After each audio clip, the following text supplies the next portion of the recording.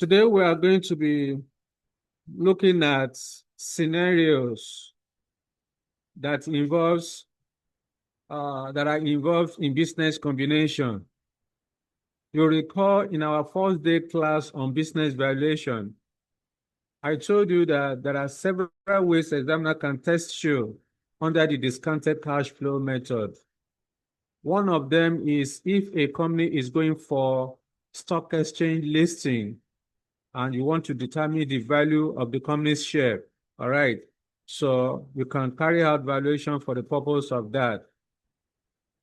In addition to that, when there are business combination arising through merger or acquisition, there are different scenarios that may arise. I mentioned 3 scenarios, and all of this we discussed it in our first day class when I was given the note, right? So we said scenario 1 will occur whereby business and financial risk are expected to change as a result of the business combination. And when that happens, you are supposed to discount the free cash flow to the firm using the work of the combined businesses. Scenario number 2, we said it will occur where business risk is expected to remain constant. It will not change. But financial risk will change as a result of undertaking the business combination. And under this circumstance, you are supposed to use adjusted present value to carry out the valuation. Scenario number 3, we said it involves a situation whereby business risk and financial risk will remain constant. Both of them will not change. So, under this situation, the free cash flow to the firm should be discounted using the current work of the businesses. This is the scenario. These are the scenarios under business valuation in relation to business combination. And I also explained to you how to identify whether business and financial risk will change. And I said, business risk will change if the two combined businesses are in different industries. All right. If you are told that company A and company B are not in the same industries, it means that business risk will change. So if in the question you are not told, there's no indication or there's no clarity as to whether the two companies are in different industry or in the same industry. Of course, the second method you can use to identify whether business risk will change is if you are given asset beta. And you recall that asset beta measures only business risk.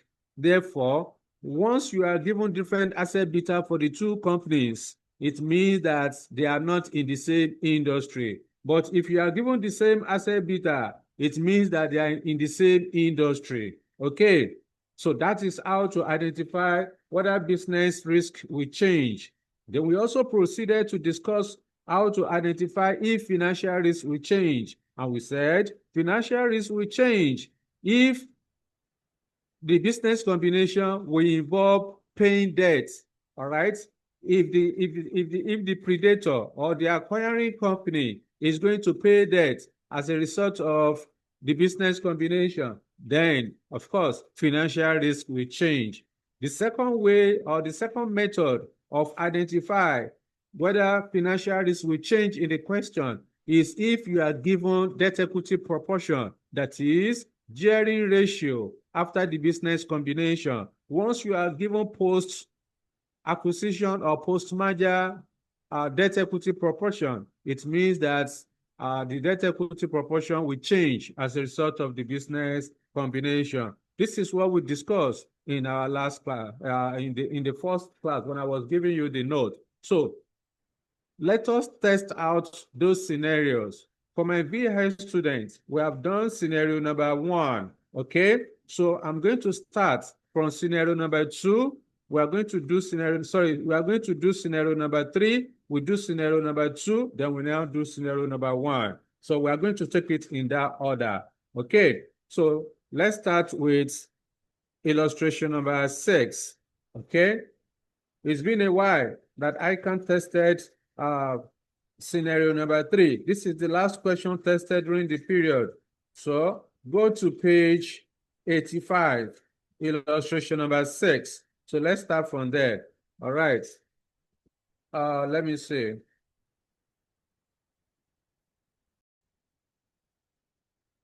So I need one of you, please, to read the question for us. Who is helping us? Illustration number 6. Who is helping us to read? Panto PLC will soon announce a takeover bid for Julian PLC, a company in the same industry. The initial bid will be an all-share bid of 4 Panto shares for every 5 Julian PLC shares. The most recent annual data relating to the two companies are shown below.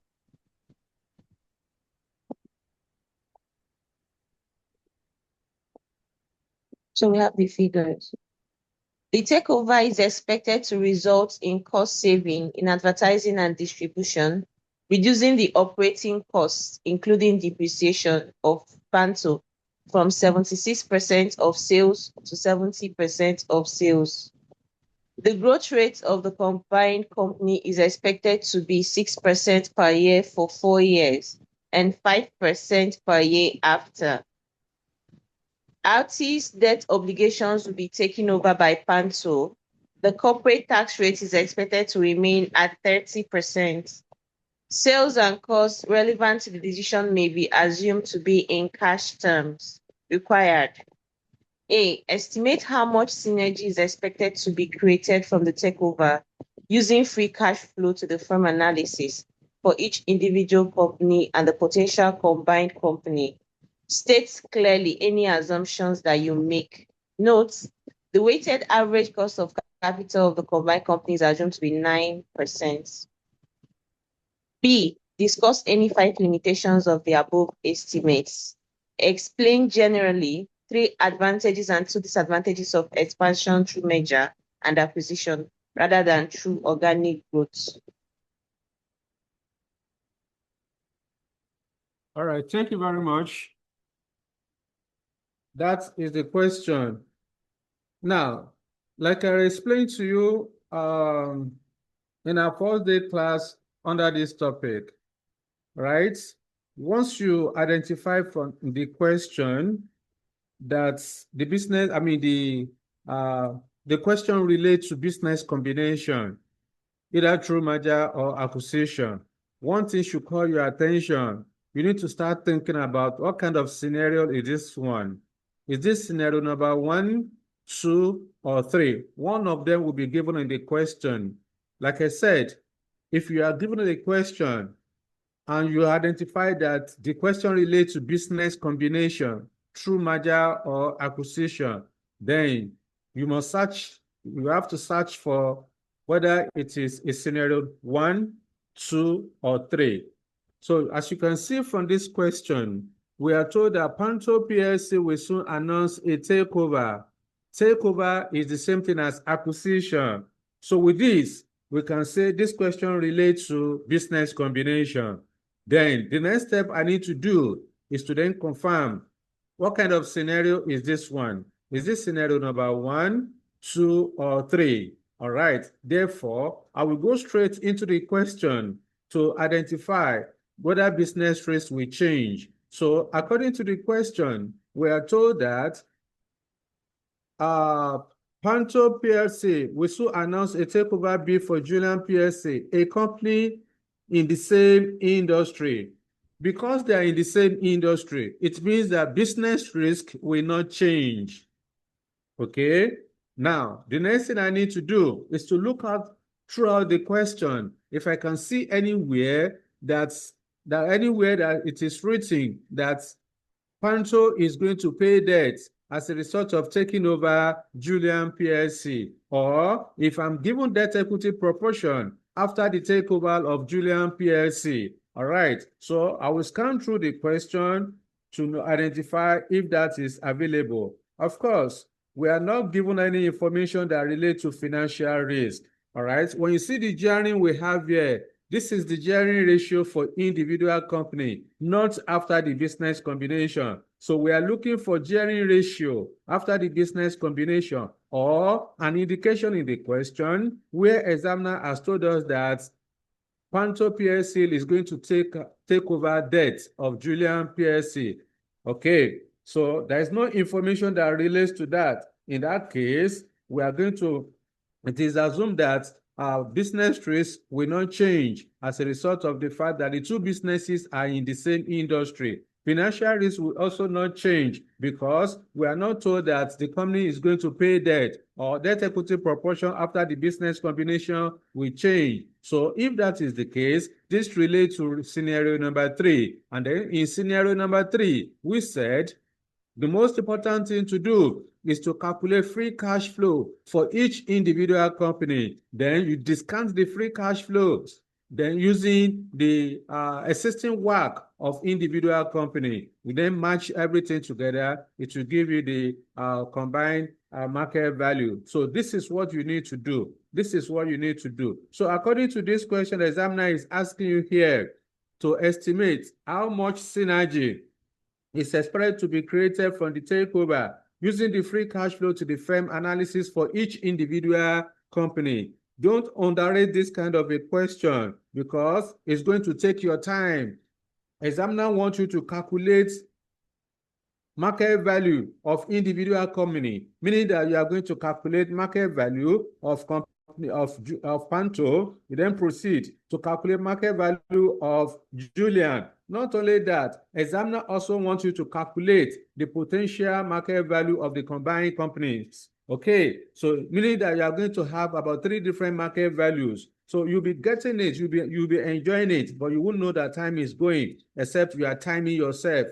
Except you are timing yourself to be checking your time. Under each of them, you shouldn't be spending more than between 5 and 10 minutes to do for each of the company. Otherwise, you are going to be spending so much time, all right, to solving the question. So without wasting more time, let me switch to the second, to our working note so that we can quickly finish this and move to the next one.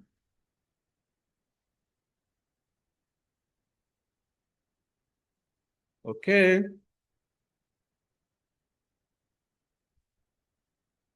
So this is solution to illustration 6. Page 80, what is that? Let me check again. 86, 85 rather. Page 85. All right. So the name of the company is Panto. Panto is the predator, is the one taking over Julian. Okay. So examiner wants us to calculate number A. I will call this one A1. I want to calculate market value of Panto, market value of Julian, and the market value of the combined entities. So the first one is to calculate market value of Panto. Calculating market value of Panto. All right, our figures are in millions. So how do we calculate market value? To get this, the most important thing you need to do is to first of all calculate. You need to first of all calculate the free cash flow to the firm. You then calculate the cost of cost of capital. That is, you calculate WACC of Panto. Once you have the WACC of Panto, you discount with your free cash flow. You get the present value for the initial period. You then calculate present value to infinity. You add the two together. That will give you corporate value. That will give you market value of Panto. You repeat the same step for Julian. All right. So we are expected to calculate for the next 4 years. Okay. So initial period is 4 years. I will then do for year 1, year 2, year 3, and then year 4.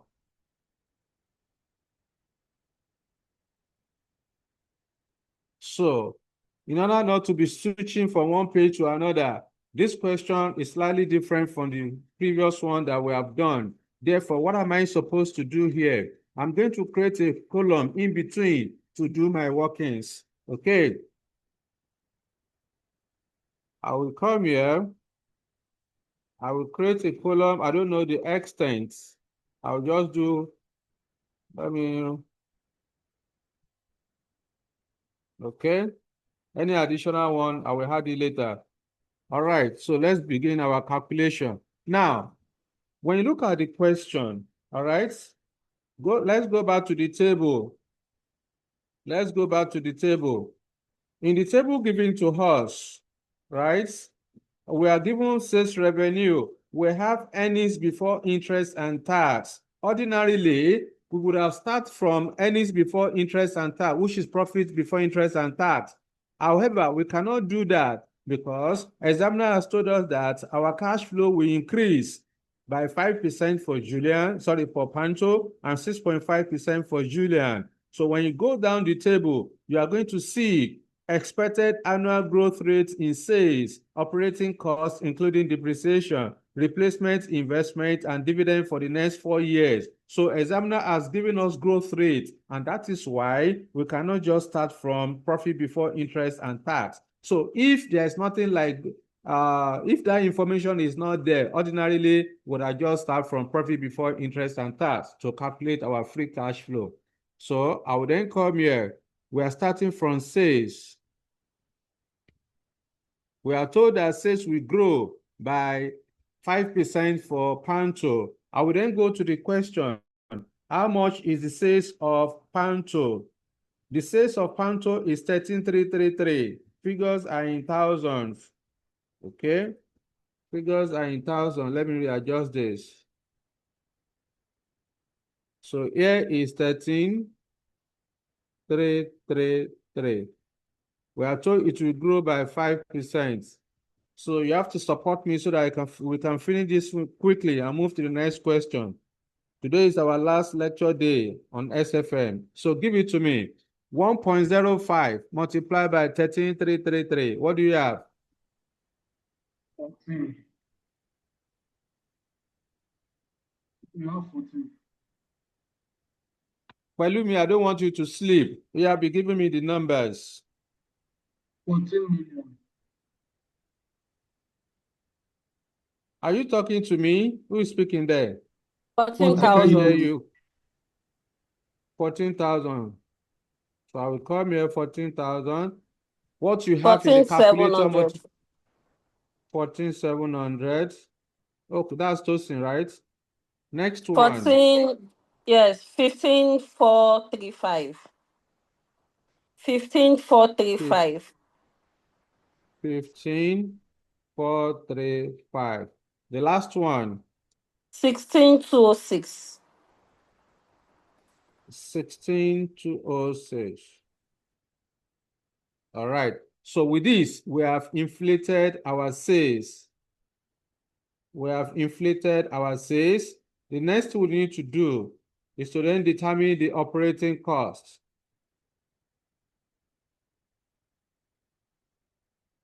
Okay, so we then go back to the question.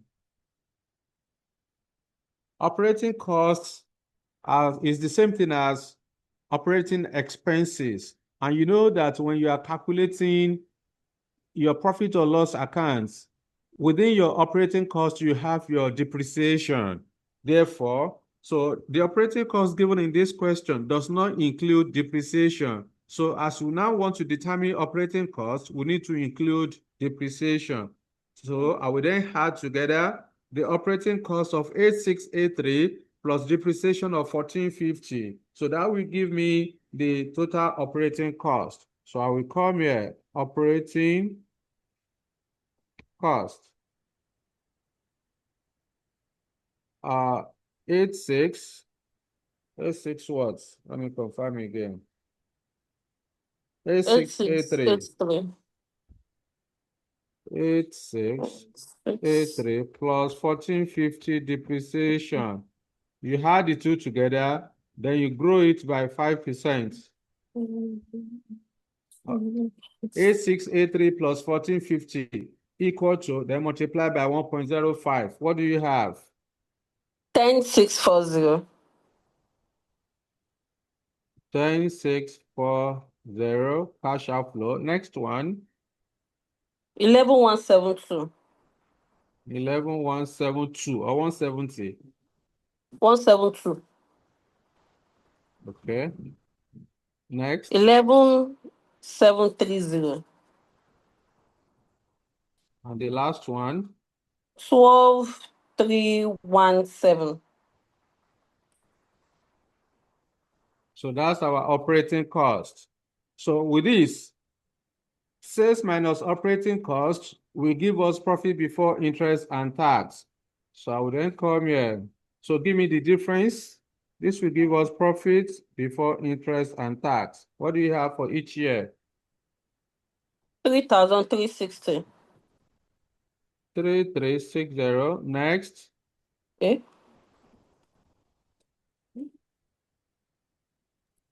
3,528. 3,528. 3,528.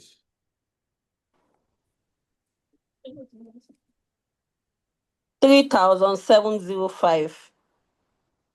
705. 3,889. 889. Yes. All right, so that's the profit before interest and tax. Immediately after profit before interest and tax, we pay tax. Remember, you don't charge interest because the free cash flow to the firm is also meant for the debt holders. That's why you don't consider interest here. So I would then say tax is 30%. Oh, let me confirm, please. Is it 30%? Let me check again. What's the tax rate? Yes, sir. 30%. It's 30%, right? Yes, sir. Okay. So what's 30% of that value of the profit for each year? The last one. 1,008. Yeah, Year one, 1,008. that's your voice is not clear. I can't hear you clearly. 1,008.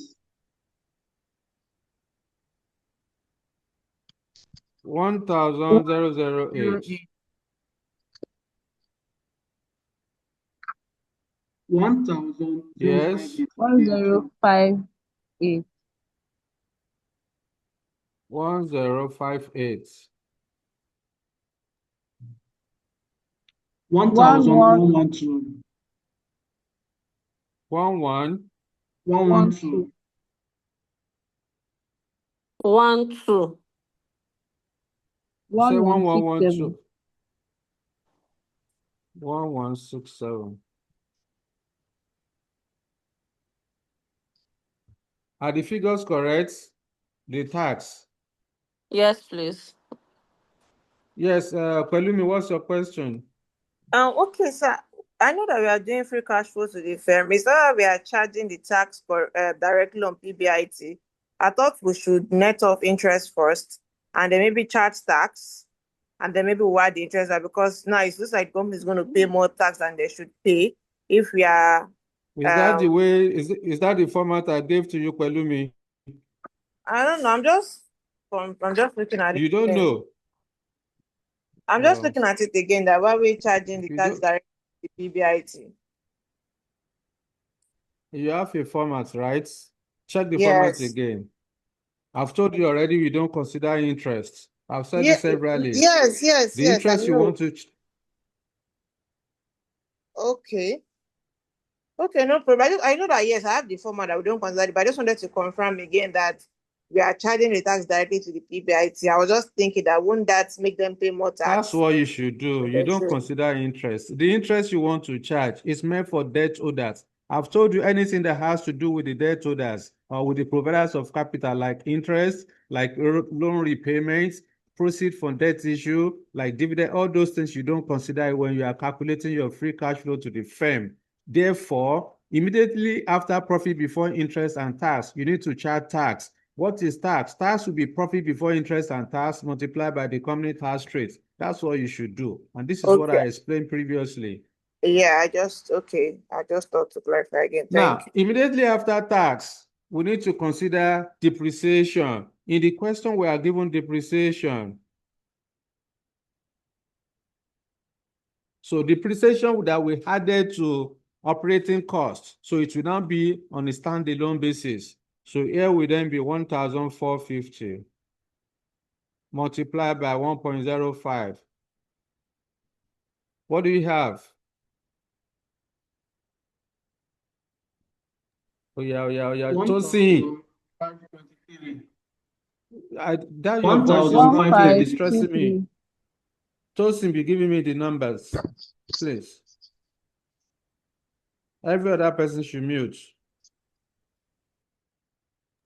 1523. Tosin, what do you say? 1523. Maybe I'm multiplying by 1.05. 152. Yes, That's 1523. it. 1599.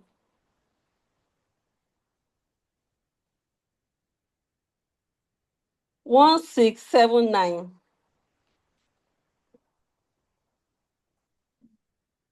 1762. All right, so that's the depreciation. Immediately after the depreciation, you need to consider changes in working capital. We then go back to the question, are we given any working capital? Let's go and check from the table. If we are given working capital, we don't have anything that has to do with working capital. Therefore, we ignore it.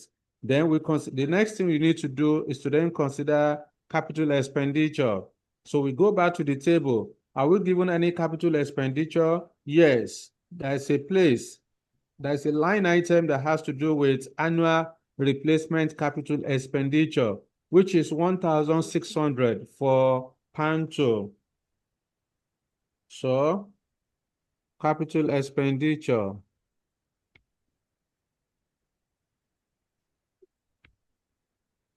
$1,600. It will grow by 5% per annum.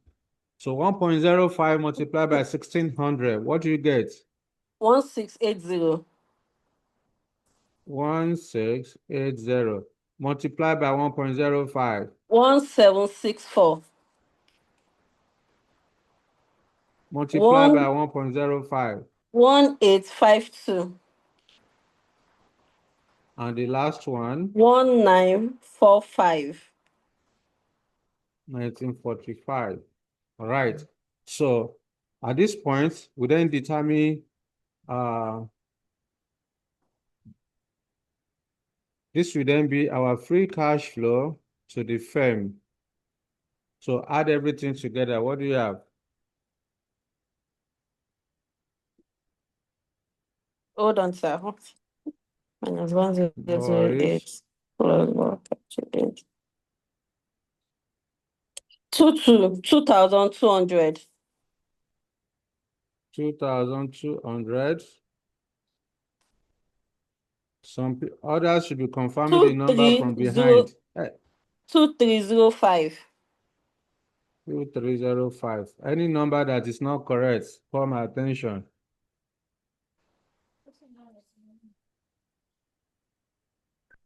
Three four two zero.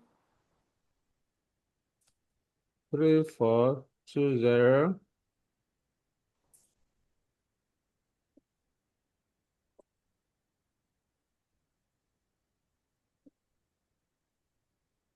2539. Please confirm that 2539. Let me do it again. 2539. All right. So that represents the free cash flow to the firm for each year. So the next thing we need to do now is to then calculate the WACC of Panto PLC. I think the first one is wrong. All right. Sorry, sir. Hello, sir. Hello? What did you say? The first one is 2195. Yeah, that year one is 2195. 2195. Okay, thank you. 2195. Sir, So every other ones are correct, right? The third year is 2,420.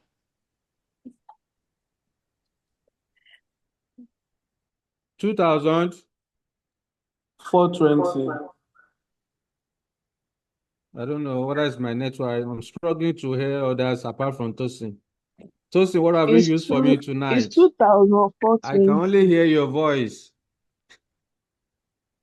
The year Okay, 3 is 420. 2,420. 2,420, yes. Okay. Well, everything is fine now, right? Exodus, okay. Is all the numbers okay now? Yes, sir. Yes, Free sir. cash flow to the... I don't know. So now that we have calculated the free cash flow to the firm, the next thing we need to do is to discount the cash flow using the current WACC of Panto PSC. So we need to go and calculate WACC of Panto. All right. So this would be for Panto, Julian, combined, then working with Folio.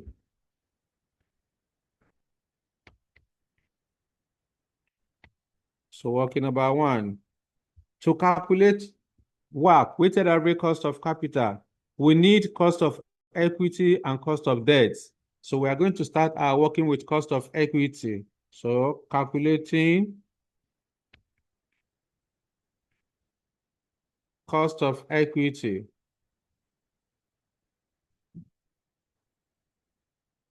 We then ask, how are we going to calculate cost of equity? Are we using dividend valuation model, capital asset pricing model, or Miller and Modigliani? So according to the question, we are given information about capping. Therefore, I would then say KE equal to risk-free rate of return plus beta into market return minus risk-free rate of return. So I will do for Panto. According to the question, what is risk-free rate of return? In the second to the last line item in the table, risk-free rate of 4%. return is 4%. That is market information. It's not related to any of the companies. So 4% plus, what is beta of Panto? 1.18. 1.18. That's equity beta. 1.18. What is market return? 11%. 11% minus 4. Oh, Final answer. What do we have there?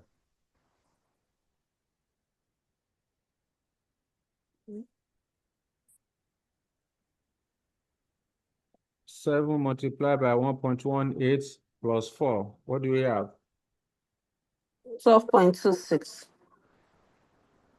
12.26. You leave your answer to 2 decimal points. Yes, Elizabeth, talk to me.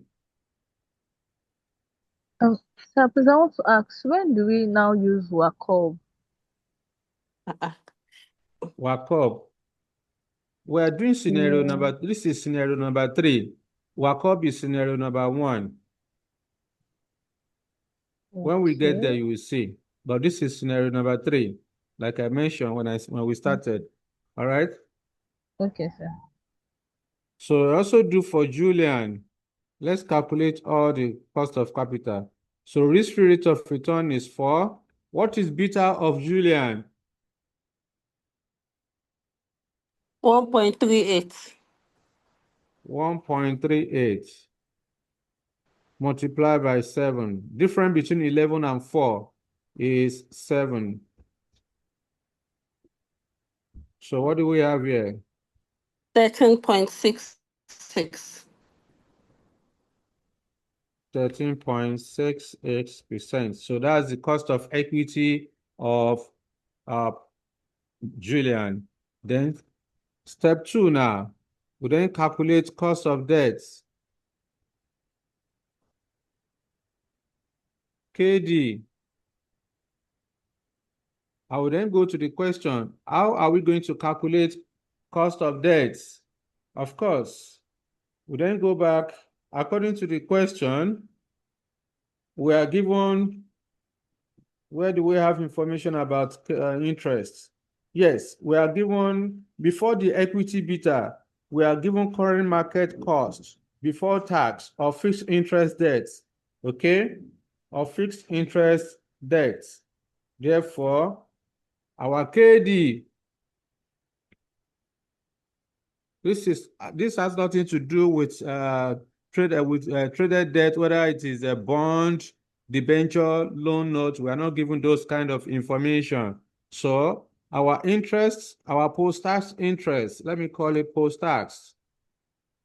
Oh, okay. Let me just leave this one first. KD equal to, let me call this one post-tax.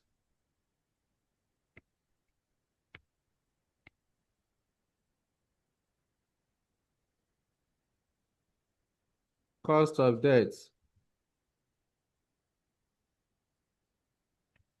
KD.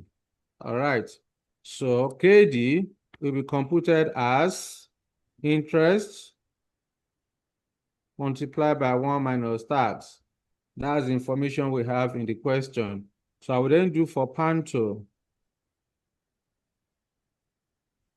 The interest rate of Panto, the before tax interest rate of Panto is 6%. So here will be 6 multiplied by the tax rate of Panto is 30%. 1 minus 30% is 70%. So give it to me. 4.2. 4.2%. Okay. Then you do for Julian. The interest of Julian 7.5 is minus 7.5. What's the tax rate of Julian? 3%. Pardon, the tax rate of Julian. It's 30%. So both of them are 30%. So that's 0.7. 1 minus 30% is 0.7. So give it to me. What do you have? 5.25. 5.25%. Then step 3, we calculate WACC.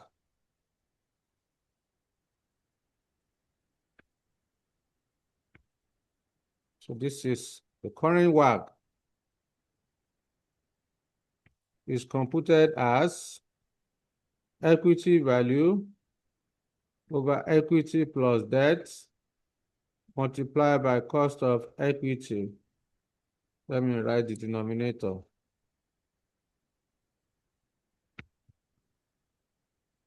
Equity plus debt. Then plus debt value over equity plus debt multiplied by after tax cost of debt. That's it. So I will do for Panto. So debt equity proportion of Panto, I will go back to the question. How do I calculate market value of equity? So in the question, the examiner has already given us debt equity proportion, the gearing ratio in market value terms. So 30% is the debt equity proportion for Panto, which means that debt is 30, equity is 70. Therefore, here will be equal to 70 over 100 is the same thing as 0.7 multiplied by cost of equity we computed for Panto, which is 12.26.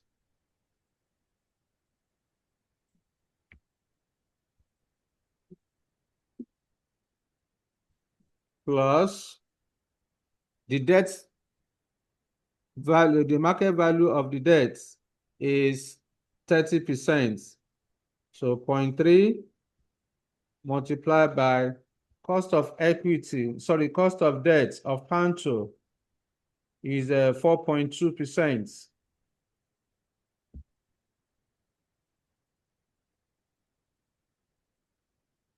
No need for you to adjust for tax again. We've already adjusted for tax. Remember, we calculated interest multiplied by 1 minus tax. So there's no need for you to adjust for tax when you are calculating your WACC.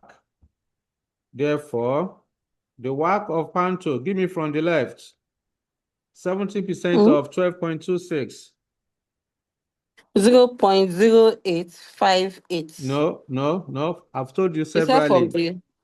Don't include the percentage. Just say 0.7 multiplied by 12.26. Remove the percentage. What do you have? 8.582. 8.58 plus on the right. 1.26. 1.26%. Add the two together. What do you have?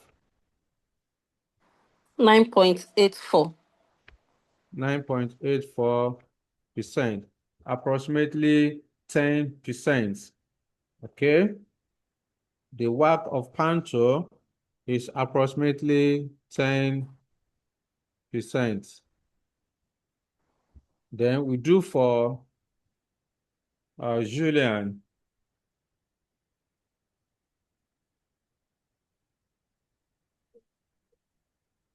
Okay.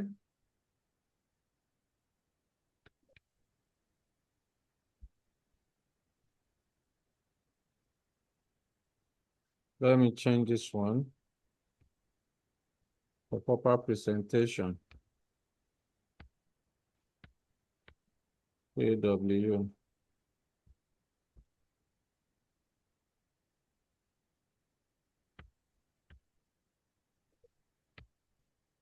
Okay.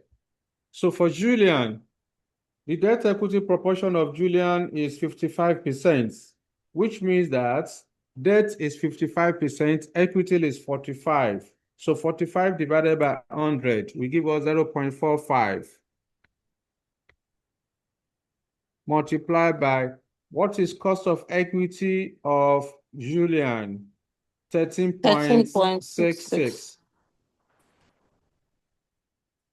13.66% plus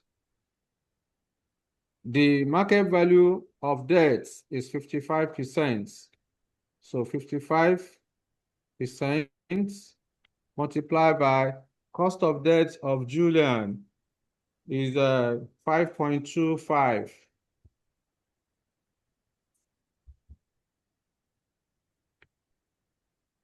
So give me from the left. What do you have? 6.15 plus 2.88. Plus 2.88%. Add it up. What you get? 9%. 9 point 9.03. what? 03. 9.03%. So approximately 9%. Okay. So we can then go up there and continue our calculation. 10%. So this is exam method. This is the approach you are supposed to adopt. We are calculating for Julian first. So this one is 0.909, 0.826, 0.7, and then 0.683. So let's multiply to get the present value for the initial period. Yes. 1995. Next.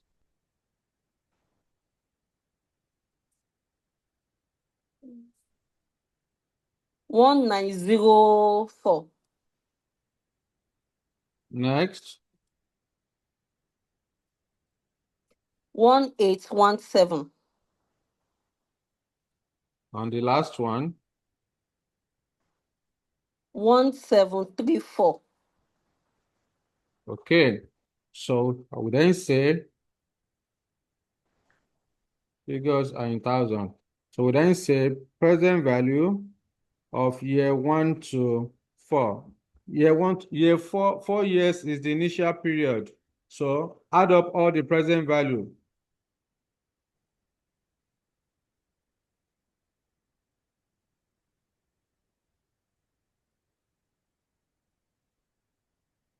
Seven four five zero. 7450. Okay, that's the present value for the initial period. You then calculate present value after year 4 is year 5. So we calculate present value to infinity from year 5 to infinity, which is free cash flow to the firm of the base year. We then go back to the question and check if we are given growth rates after the initial period. So according to the question, you are told that expected annual growth rate in sales, operating cost, including depreciation, replacement investment, and dividend after 4 years is 4% for Panto. So growth rate after the initial period or growth rate to infinity is 4%. So I would then say multiply by 1 plus G divided by the WACC minus the growth rate multiplied by discount factor of the base year. All right, so this will be equal to free cash flow of the base year is 2539. That is the cash flow of year 4. Year 4 is the base year, 2539. There is 2539 multiplied by 1.04 divided by, we calculated WACC of 10% minus growth rate of 4% multiplied by discount factor of the base year, 0.683. Give it to me. What's the total? Total present value for to infinity. 2539.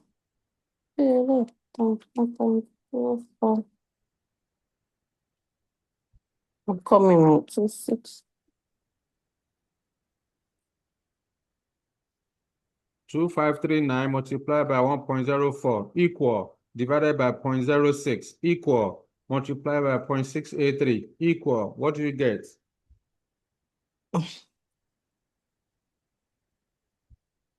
Tosin, are you confused? 30,058. 30058. Please confirm.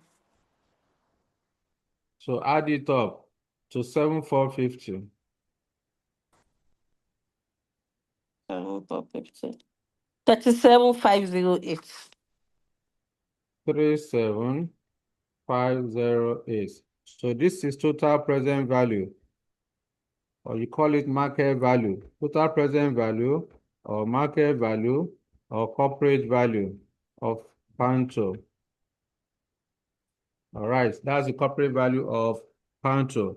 This market value of 37508 will be shared between the equity holders and debt holders of Panto. So now that we have calculated market value for Panto, we then repeat the same procedure for Julian. So this page will be for Julian. A2. Calculating market value of Julian or for Julian. Our figures are in thousands.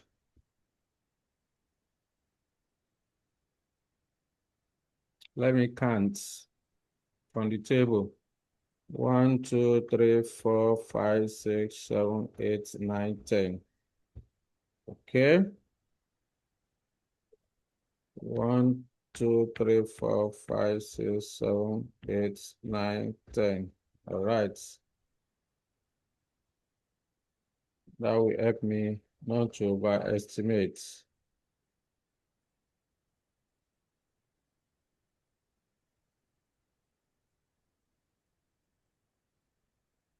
Workings.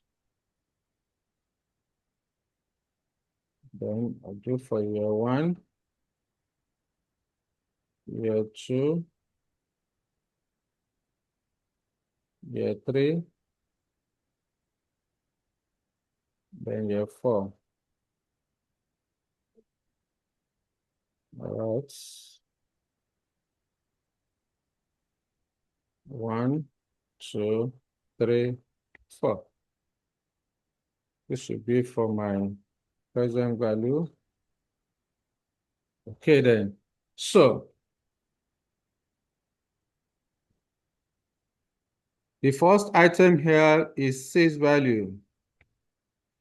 I will then go to the question, what is the sales of Julian? According to the question, Julian has 9,400 sales. Then, what is the growth rate for the next 4 years for Julian? 6.5%. Okay? 9,4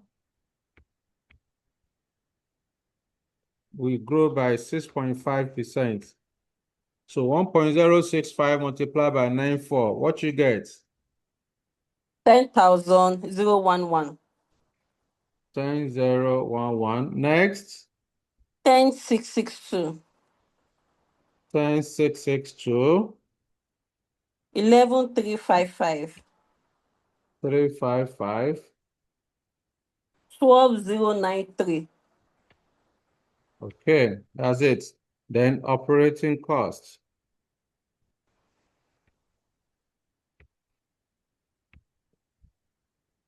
Please any charts. It's better you call.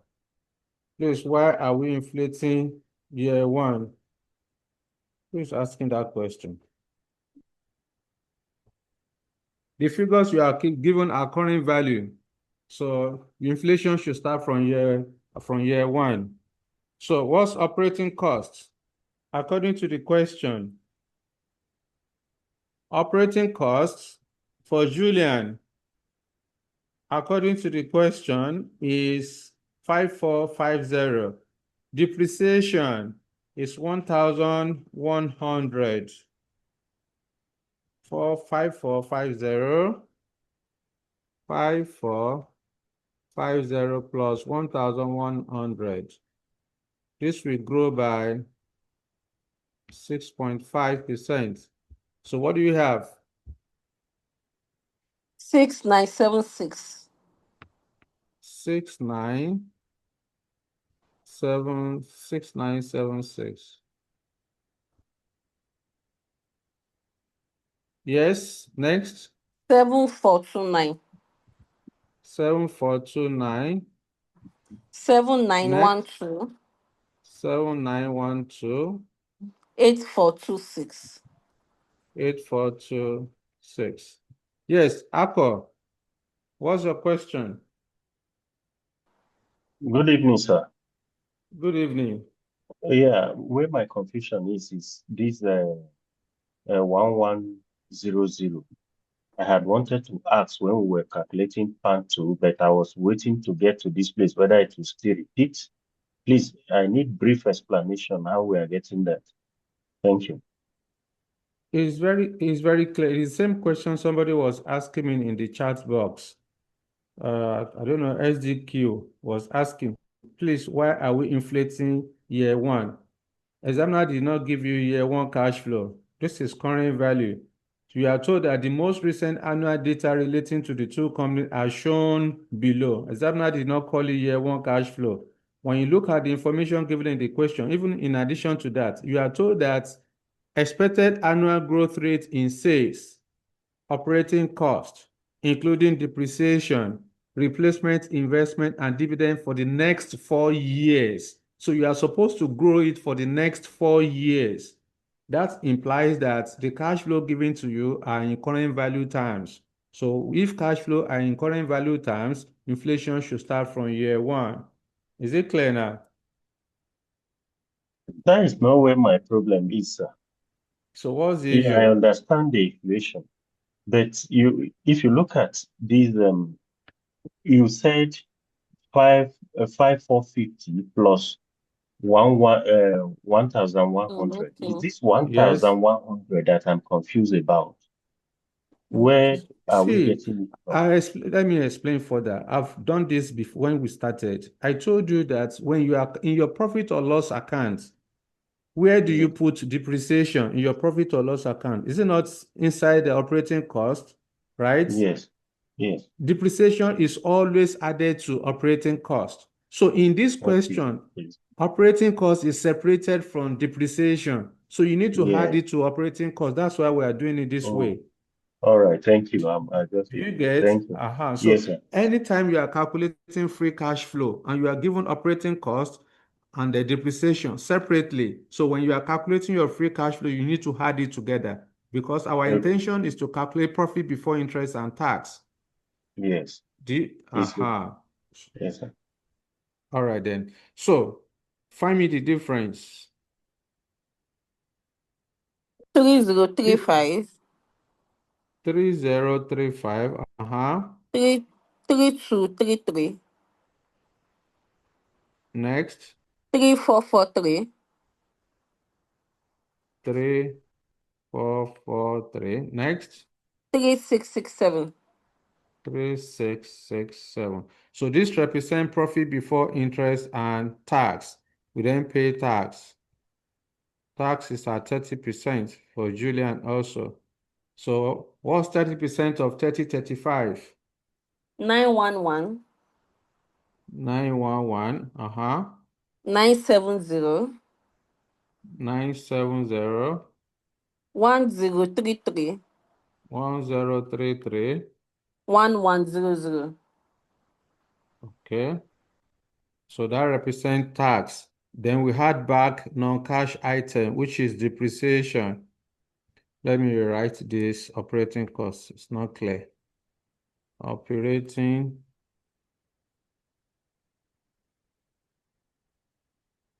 cost.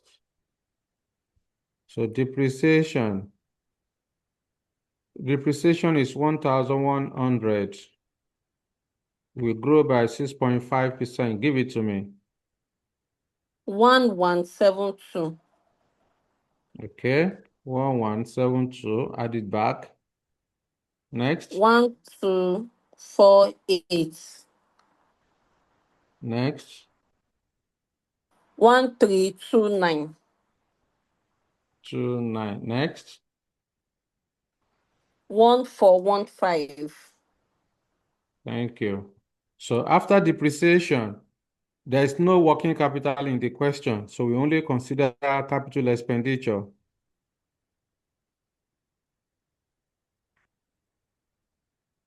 So we then go back to the question, how much is capital expenditure for Julian? 1240, 1240. So this will grow by 6.5%. So what do we have? 1321, 1321. 1406, 1406. 1498, 98. 1595. Thank you. So let's find the free cash flow to the firm. I'm not sure Charity is in this class. I've not heard her voice. Let me check. Yeah, find me the total. She's not here. 1975, 1975. Next. 2105, Next.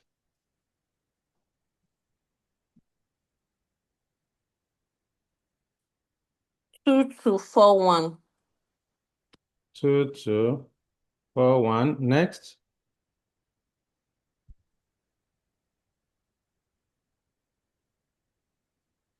2387, Thank you. So discount factor at 9%. We calculated cost of capital of 9% for Julian. So give it to me. 0.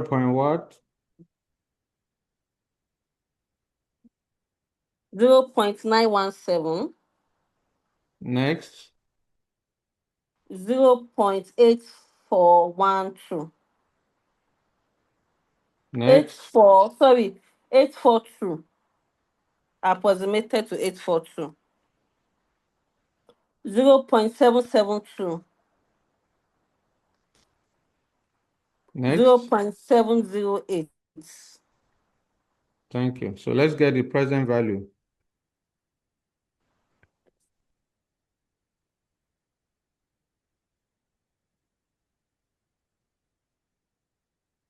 One 1811.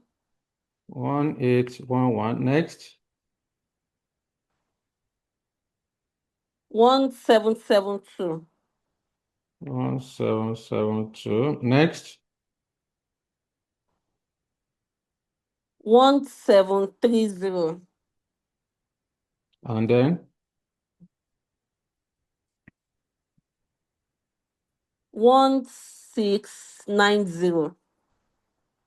1690. So let's add up. This will be present value. Let me move to the next line. Present value of year 1 to 4. 7003. 7003. Then we had PV of year 5 to infinity.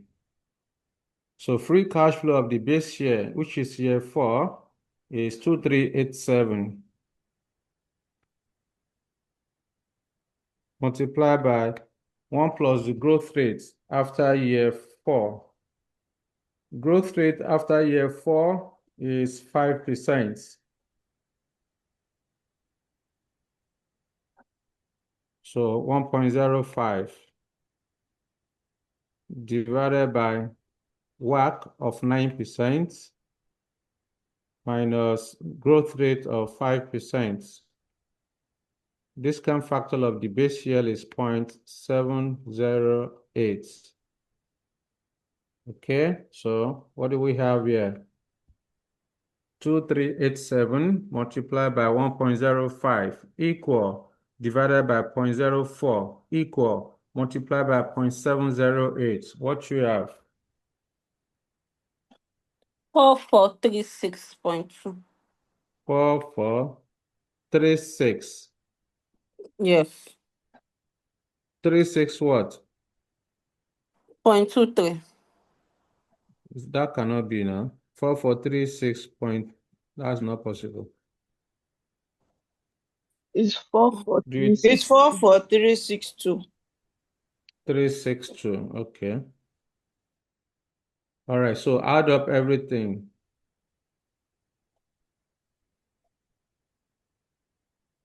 That's 51. 365. Is it 365? Yeah, 365. 51365. All right. So that's the total present value or market value or enterprise value for Julian. So at this point, I then need to calculate step 3 now. So A3, I need to calculate pre-acquisition market value. Pre-acquisition, takeover and acquisition is the same thing. So pre-acquisition market value of Julian and Panto. Market value of Panto and Julian. Okay, just add it up. That's all. All right, so I will then say PV of Panto. We got 37,003. Let me confirm. 508, 37,508.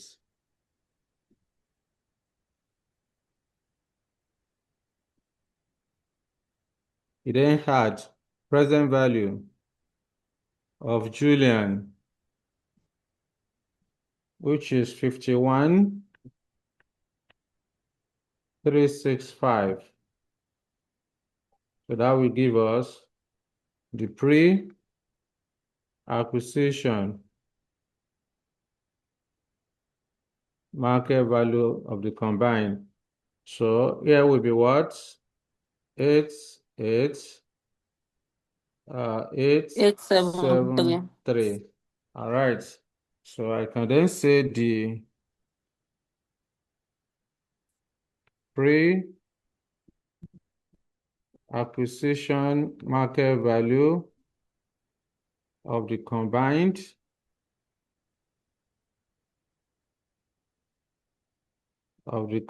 companies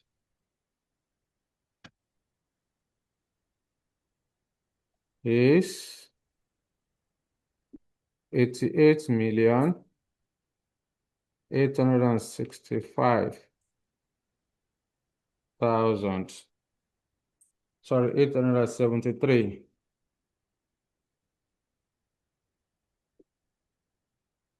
Okay, so that's that. This is just the pre-acquisition. So step 4 now, 84. We then need to calculate post-acquisition.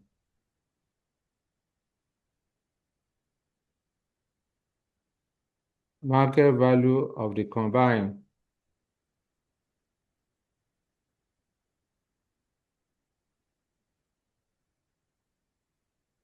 Figures are in thousands. So how do you calculate market value? How do you calculate post-acquisition market value? It's the same thing. The only difference is just that you are going to be using information after the business combination. So let's count our tables so that we don't overestimate. 1, 2, 3, 4, 5, 6, 7, 8, 9, 10. All right.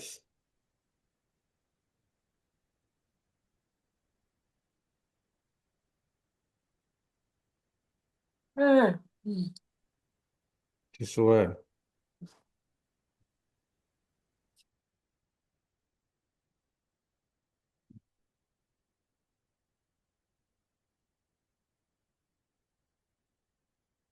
Year 1, year 2, year 3, and then year 4.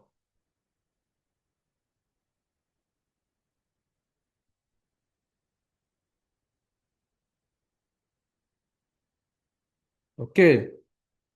1, 2, 3, 4. So I will then come here, says, I will go back to the question, what information am I given after the business combination? So when you are calculating your post-acquisition market value, you go straight to the question where you are given information about the business after the business combination. So you are told that after the table, examiner told you that the takeover is expected to result in cost saving in advertising and distribution, reducing the operating cost, including depreciation of Panto from 76% of sales to 70% of sales. So what the examiner is simply saying here is that after you have determined your sales value, okay, the post acquisition sales value, so your operating cost should be 70%. Okay, that's what the examiner wants you to do. Then growth rates of the combined company is expected to be 6% per year for 4 years and 5% per year thereafter. All right. So that's that. Let's move on. So I will then go to the question, what is the sales value of Panto? What is the sales value of Julian? You add the two together. You grow it by the growth rate for the next 4 years. So 13,333. So I will then come here, 13,333 plus 94. We grow by the growth rate after year, the growth rate for the next 4 years, we are given 6%. 6%. So let me see. Pelumi. Pelu. Sir? Yeah. Take over from Tosin. Give me the numbers. Okay, sir. Division of labor. I don't want you to sleep. 24,097. That's 24,000. Yeah, So what you have 097. in the calculator multiplied by 1.06. 25,543. 25443. I think I said Multiply by 543. 1.06. I think I said 543. Oh. I have to go and start What's the again now full to number? confirm. Okay. Oh, sorry, it's 2544. Yeah, correct. Okay. Next.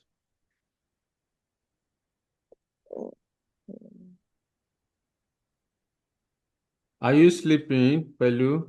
No, Wake up.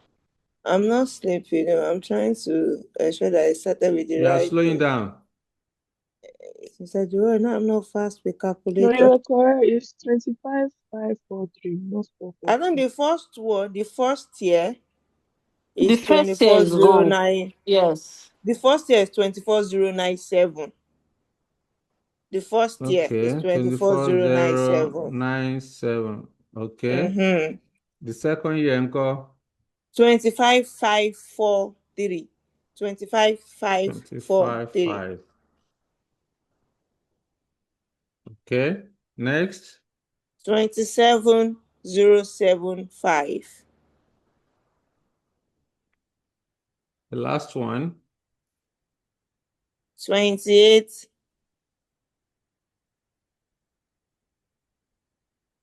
699.8. That's 28,700. 28,699.8. That's 700. So after this, we then add up operating costs. So operating costs, we are told, is 70% of sales.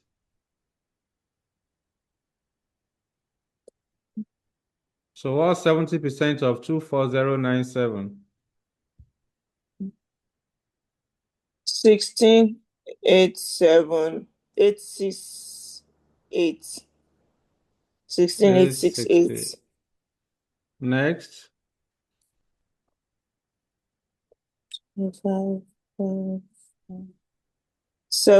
17,880. Next. 18,953. 953. Next. 20,090. So let's find the difference. That will give us profit before interest and tax. The fifth year, the fourth year, Yep. 8610. The fourth year, 8610.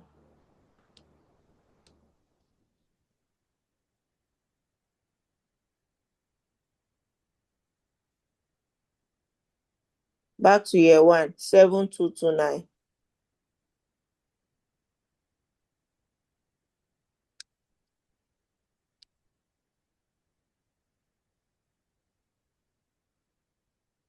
Seven six six three.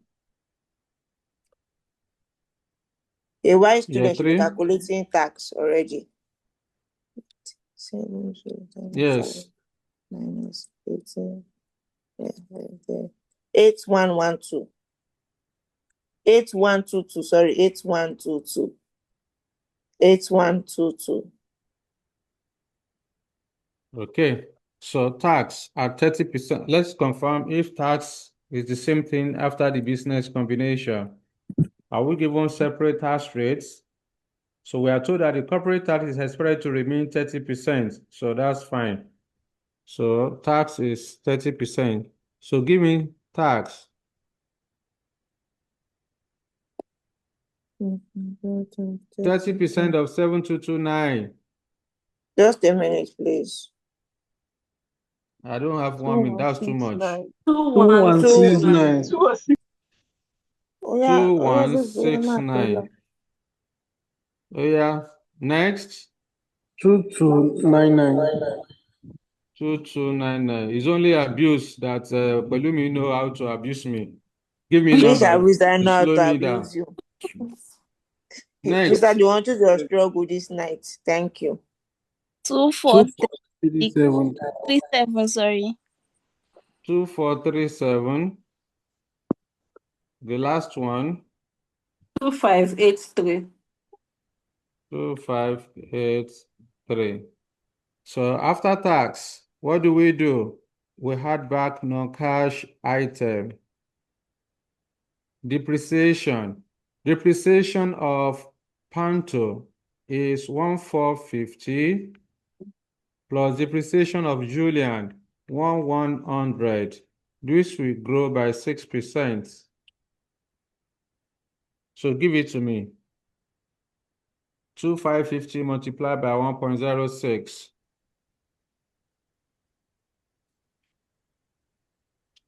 2703. Sorry, Mr. Dun. I thought they said depreciation 2703. is also expected to be. I thought they said reducing in operating costs, including depreciation from of Panto from Now, 76 to 70%. yes. So why is depreciation still 6%?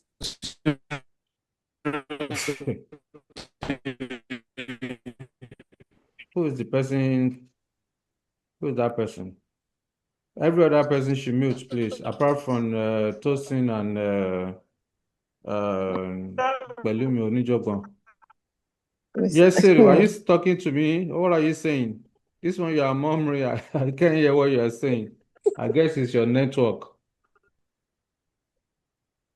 Anyway, so Pelumi, what are you? So, examiner has told you that operating costs will reduce by 70, or will reduce by 70%. So, And they said operating costs, including depreciation. and now operating cost is always included depreciation, isn't it? Yes. So we are in line. So don't worry yourself. We are in line. Okay. So add the Okay, two sir. together. So for year 2, what do we have? For year 2, 2865. 865. 2865. Year 3, 303. 30, 37. 37. Number 4, year 4, 3219. 3219. 3219. Okay. So after depreciation, because we don't have working capital, we consider capital expenditure.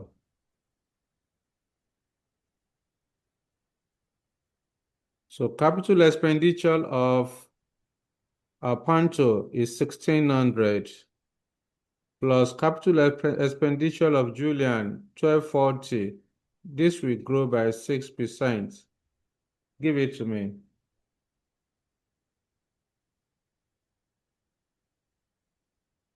Three zero one zero. 3010 3191. 3191 3382. and the final year 3585. 85. So let's determine our free cash flow to the firm. Free cash flow to the firm. A wise student will pick it one by one. Give me fast.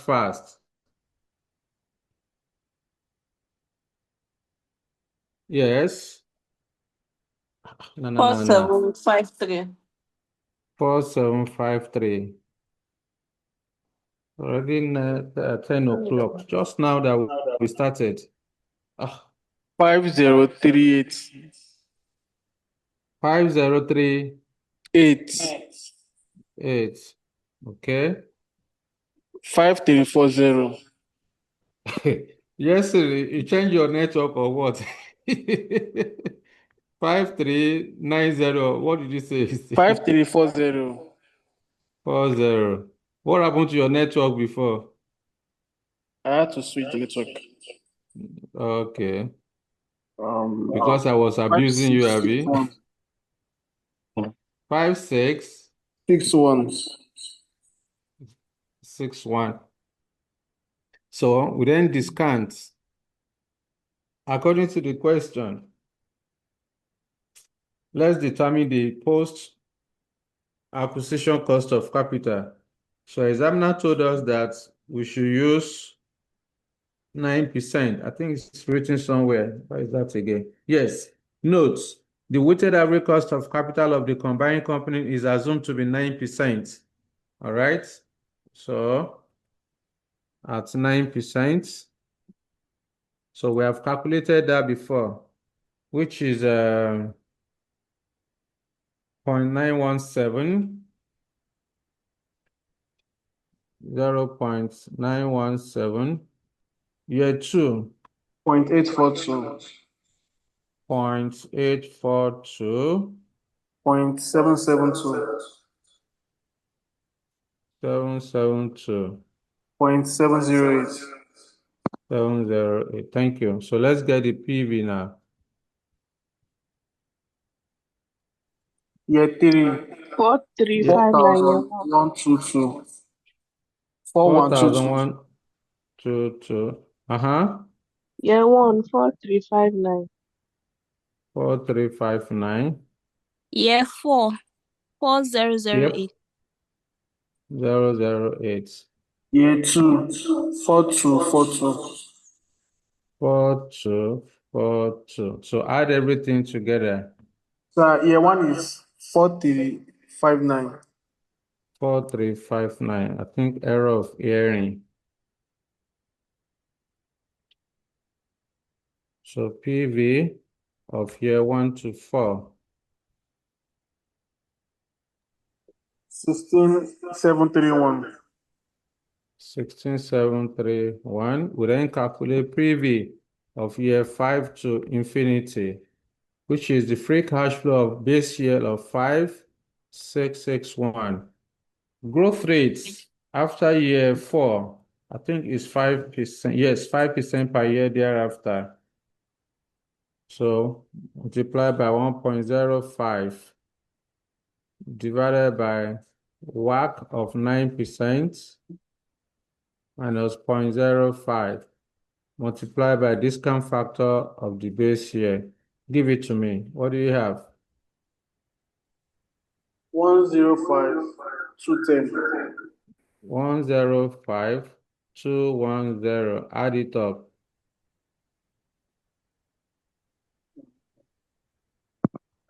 121941. 94. 121941. Okay. So this represents the post-acquisition market value. This is the post-acquisition market value or present value. Yes, Pelumi, you raised hand. Talk to me. So, a part of the question says that RT is going to buy over RT's debt obligation will be taken That's over an by error. Supposed Panto. to be RT is supposed to be Julian. Yeah, it's going to be taken over by Panto. I thought you said that if one person is taking over the other person's debt, something will It's when you change. are paying. You are defined. Of course, when you acquire a company, you are supposed to take over both the asset and liability. So taking over is different from paying. It's only Oh, when you okay, are like paying paying debt. the debt before the Yeah. acquisition. Yeah. So it's Okay, only I when you are understand. paying debt you consider that. Yeah. Okay, thank you so much. So we don't have another additional space. So let's move to the next one after the working. So we have not answered we've only answered A1, A2. We've not answered the main question, which states that we should you are to determine the potential combined market value. So the next we have determined market value of Panto, market value of Julian, and the market value of the combined. However, the next thing we need to do is to then estimate how much synergy is expected to be created. So this will then be A4. Is it A4, A5? That should be A5. Yeah, A5. So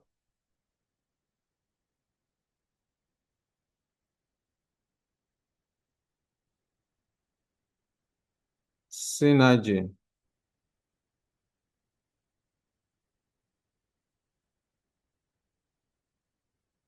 The expected synergy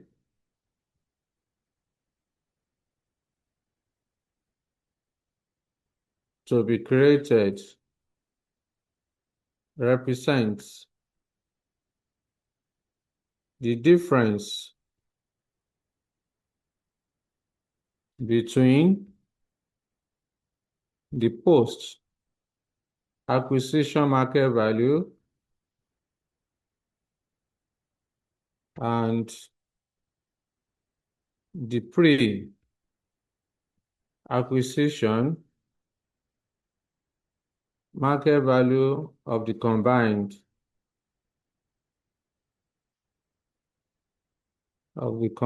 companies.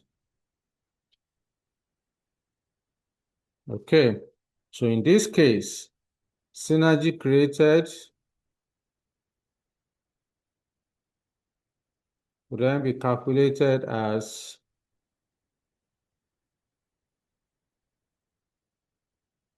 so I will pick the post acquisition market value, which is 121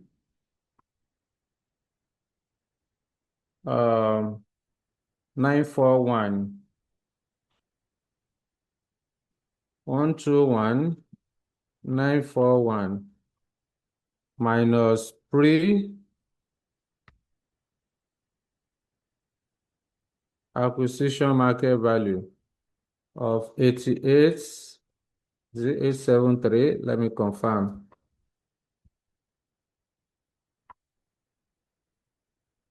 88, yes, 88,873. So what's the difference?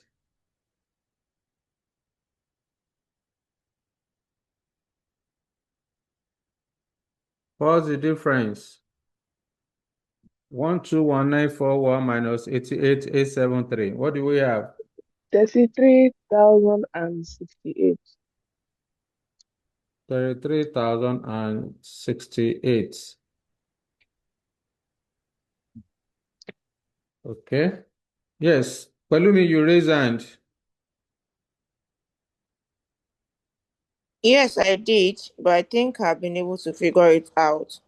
So that part that Okay. says that the growth rate of the combined company is expected to be 6% per year for the first 4 years and 5% per year after. But I thought I will use just okay. So the first 4 years is for year 1 to 4, and the 5% is for from year 5 till infinity. Yes, ma'am. Okay. All right. Okay. So this is synergy created. So you can then say the expected synergy created by combining Pantul and Julian is 33,068,000. So that's that. I can't imagine. 1.5 hours. Oh, wow. So let's move to scenario 2.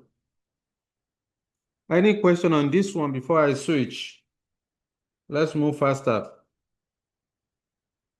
Anywhere we stop, that's the end of it.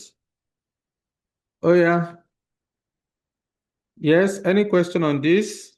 None. So let's move to the learning material. Let's have another illustration relating to scenario 2. Remember, in scenario 2, business risk will not change, but financial risk will change as a result of the business combination. And when that happens, the free cash flow should be discounted. The business combination should be determined, or the valuation should be determined using the adjusted present value. So let's solve illustration number 4. Who is helping us to read it? Illustration number 4. Yes, Faith. Faith Accommodate. Your voice is cool and calm. So let me hear more of it. Ìgbàgbọ́, Faith. Yes, I'm here. Okay, go ahead. The directors of Arsenal PLC are considering the acquisition of Lacazette Limited, an unquoted company. The shareholder of Lacazette Limited is willing to sell the business on 1st January 2011 for 500 million naira. For the perspective of the director of Arsenal PLC, the projection of the performance of Lacazette as shown below. All figures assumed correct. The assumed company's tax rate is 35% per annum. The terminal value of the investment is treated as a constant perpetuity equal to the free cash flow for the year 2016. The free cash flow of the interest is assumed to be 6% per annum. The return on the market portfolio is taken to be 13.5%, whilst the asset beta of 1.1 is used for the purpose of the evaluation.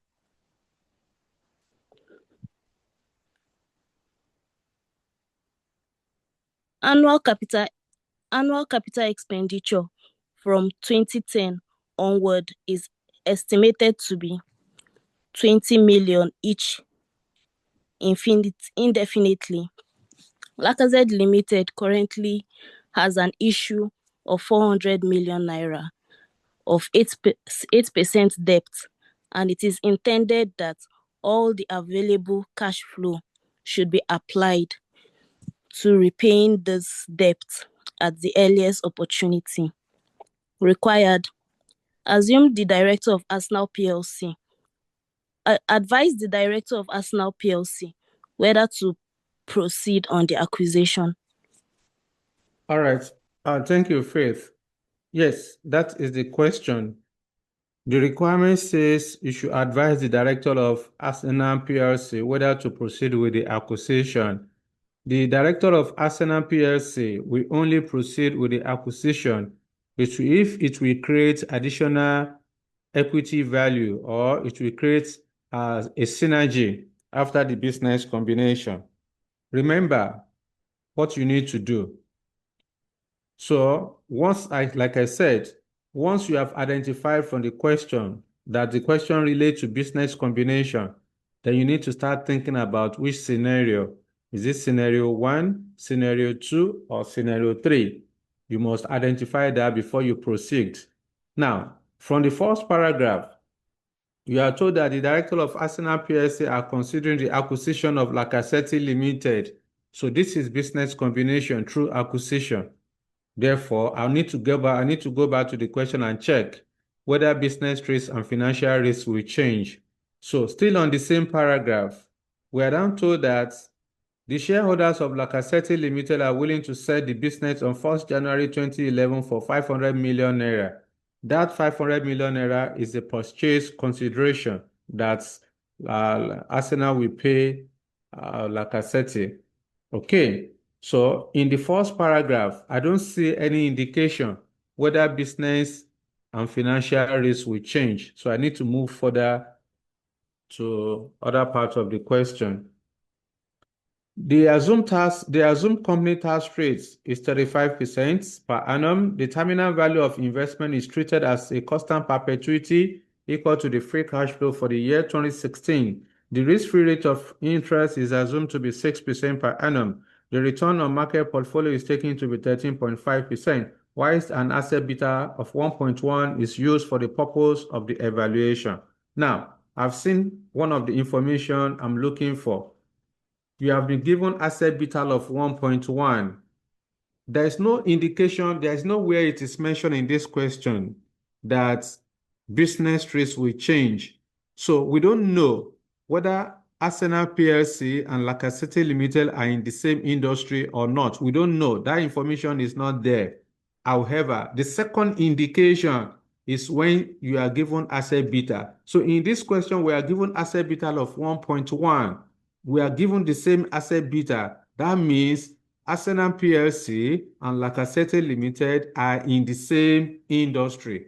Had it been we are given different asset beta, that means they are not in the same industry. But because we are given the same asset beta, it means that they are in the same industry. So if they are in the same industry, it means business risk will not change. So we have identified that business risk will not change because we are given the same asset beta. So let's go further and check whether financial risk will change. Annual capital expenditure from 2010 onward is expected to be 20 million naira each indefinitely.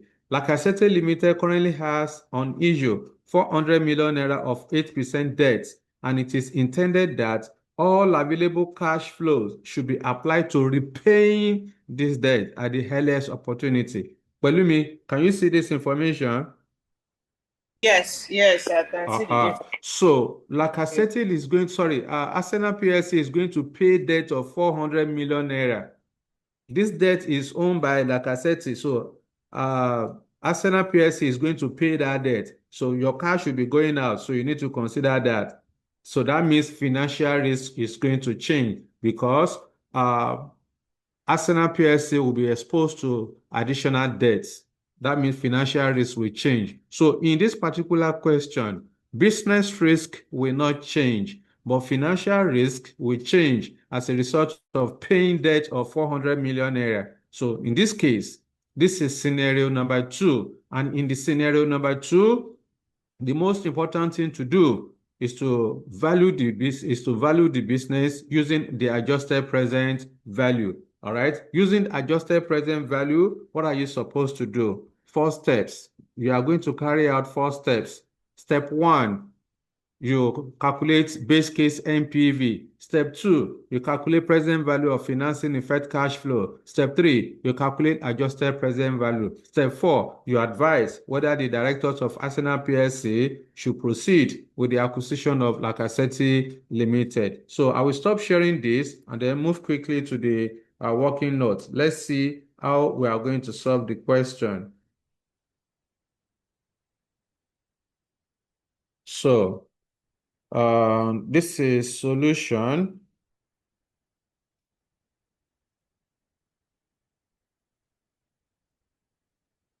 So illustration. Which number is that? Illustration number 4, page 84. Illustration 4, page 84. The name of the acquiring company is Arsenal PLC. So, like I said, let me just give you a footnote or a short note.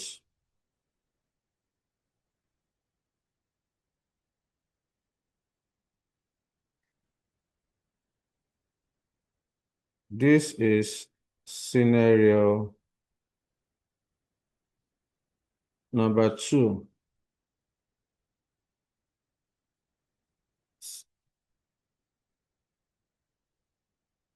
because business risk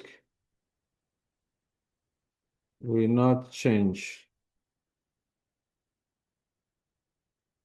Business risk will not change as a result of the same asset beta given. All right. Let me reframe it. Let me reframe that statement.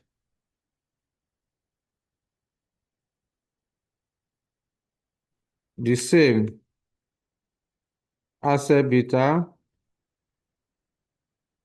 of 1.1 is given for Arsenal PLC and Lacassette Limited. This means business risk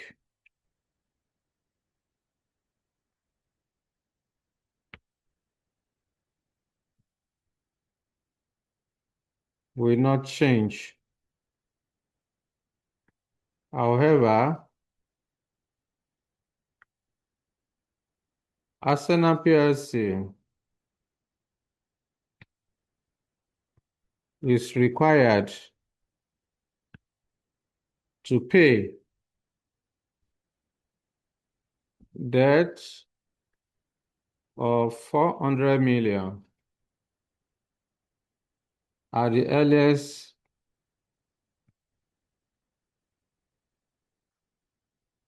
opportunity.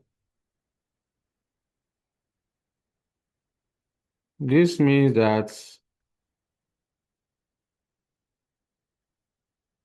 financial risk will change. Therefore, please, I beg of you, on the day of your exam, don't go and be writing all this story. It's because of you I'm writing all of this. Just go straight to the point. Nobody is asking you for story, right? So I'm only doing this in order to enhance your learning. Therefore,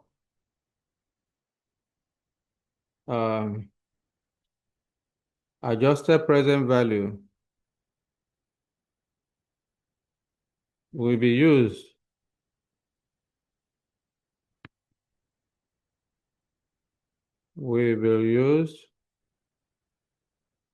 to value the acquisition of Lacassette Limited. So, using APV steps. Step number 1, calculate base case NPV. Step 2, calculate PV of financing effect, cash flow. Step number 3, estimate APV. Then step 4, advise. That's all. So let's pick it one by one. The first one is to calculate base case NPV. I will then say calculating base case NPV. Please, I beg of you, on the day of your exam, make sure you write your base case NPV in full. If you don't want to be penalized, examiner may penalize you if you write it, if you write abbreviation without defining your variables. Okay? So in the first instance, you need to write it out in full. So figures given to us are in millions. Now, when you go back to the table, how do you calculate base case NPV? The first thing you need to do is to calculate free cash flow to the firm, right? After you calculate free cash flow to the firm, Then you then calculate cost of equity on geared. Remember, when you are calculating APV, all those procedures we normally follow under APV. Everything still applies. Okay. But in the normal APV, we said that what make the scenario to be unique is if you are given issue cost or subsidized loan. So under business valuation, it's not compulsory you must have all of that. What you should be looking out for is whether business and financial risk will change. Okay, those are the things. Once you know that business risk will not change, but financial risk will change, that is APV that you are going to use. So without wasting more time, I will then come here. Now, when you look at the question given to you, you are given current year, 2010. You're also given projection. Our focus is on the projection, which is from 2011 to 2016. That's 6 years. We have a lot to do here, 6 years. So I will then come here, year 1, year 2, year 3, 4, 5, and then 6. All right. So I want to calculate free cash flow to the firm. That's the first thing you are going to do when you are calculating your base case NPV. So in the question, we are given profit before interest and tax. Okay, you are given profit before interest and tax, and we are not given growth rates. Are we? We are not given growth rates. So of course, that's why the cash flows are different. So in this case, instead of using points, let's round it up. So the first year cash flow will be 97. So profit before interest and tax. Profit before interest and tax. The first year is 97. Then the second year, we'll round it also, which is 119. 119, 143. A wise student will give me for year 4 to 6. I trust you. 170, 200.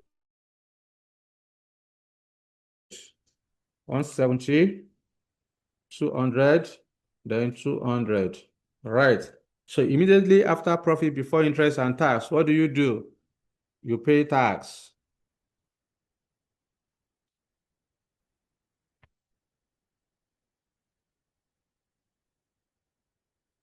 So according to the question, tax rates is 35%. So here is 35%. So what's 35% of 97? 34. Speak up. 34. 34. Are you tired? Next one. 42. 42. 42. Next. 50. Next. 60. Next. 70, 70. So after tax, the next we need to do is to add back non-cash items. I will then go to the question if I'm given depreciation. According to the question, we are given this depreciation and amortization. So I will come here, depreciation and amortization. So what do we have in the first year for depreciation? That's 42, 42, 44, 46.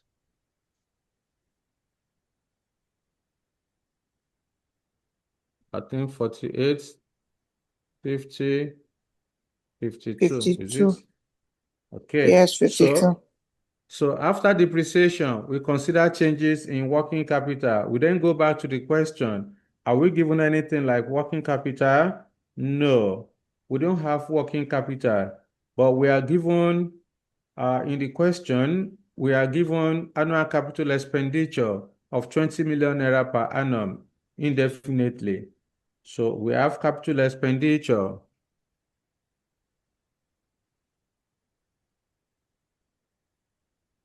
$20 million per annum. It's constant.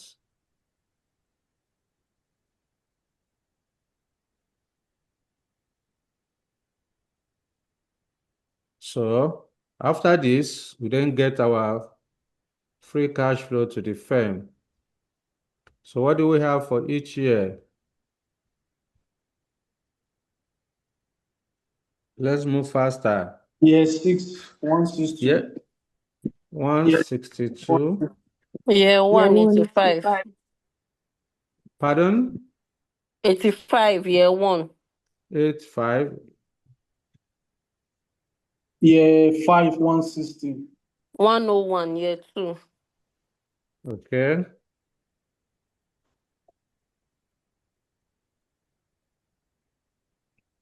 Year 4, 138. 119, year three. Year 4, 138. 138. Yes, year 3 is 119. 119. So this represents the free cash flow to the firm. Remember, you are calculating base case NPV. Immediately after your free cash flow to the firm, you need to calculate cost of equity on geared. So we need to go and calculate cost of equity on geared. So I will then go back to the question. This place will be for my base case. Base case, PV of financing. Let me use working here. Hopefully this will be sufficient. So working number one, we want to calculate cost of equity on gear.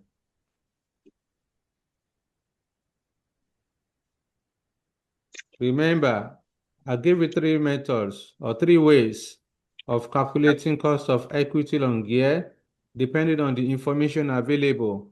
I said, if you are given beta of a proxy, all right?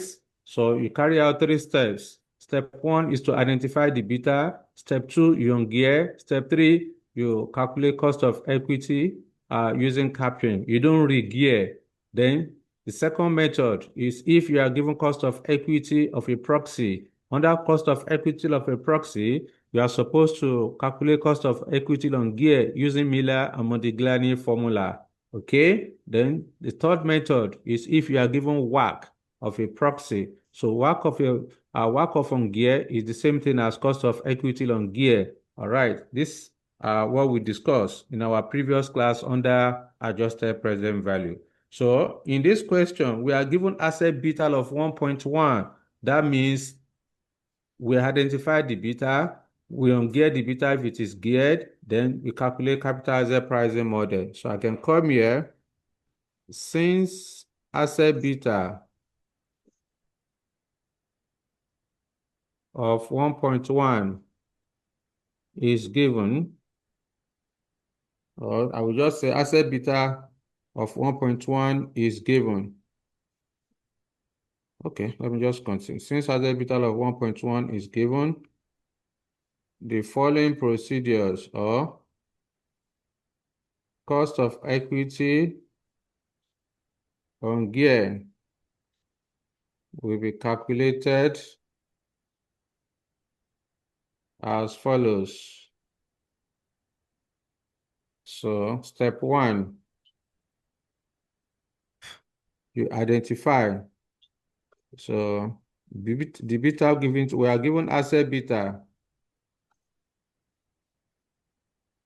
of 1.1.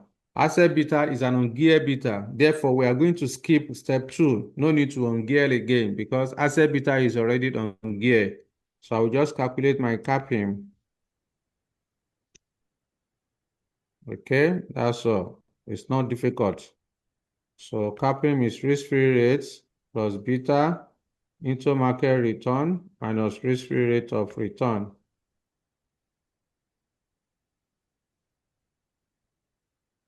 So KE, according to the question, risk-free rate of return is, I saw it somewhere, I think.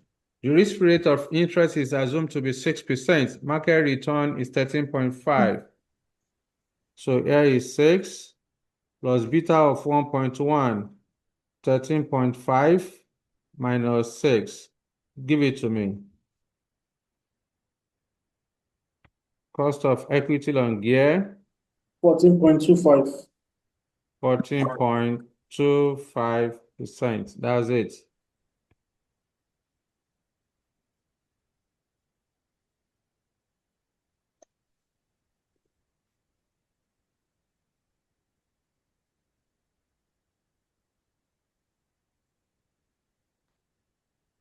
Okay, so now that we have the cost of equity on gear, we can then discount our free cash flow. So at 14.25%. So give it to me, 14.25 for year one. What do you have? 0.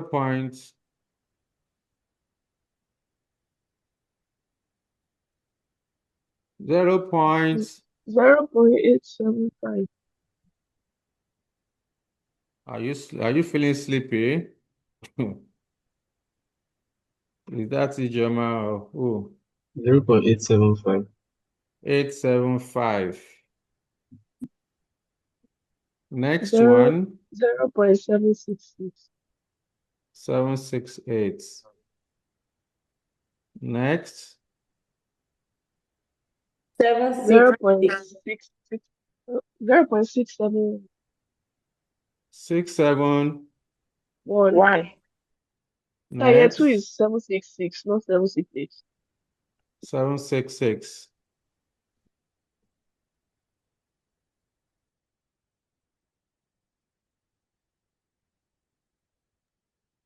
Year Zero four, point five eight nine. 0.587. 0.87, yeah, 0.587.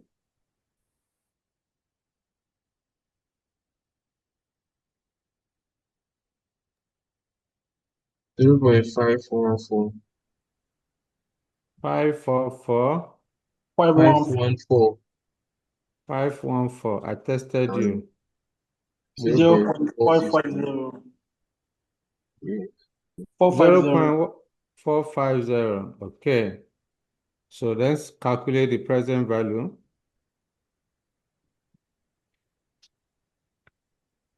Present value of the initial period. Let's move faster. 74.375. Rounding Okay. 74. 74. Last year, 73. 73. Second year, 77. 77. Okay. Year 5, 82.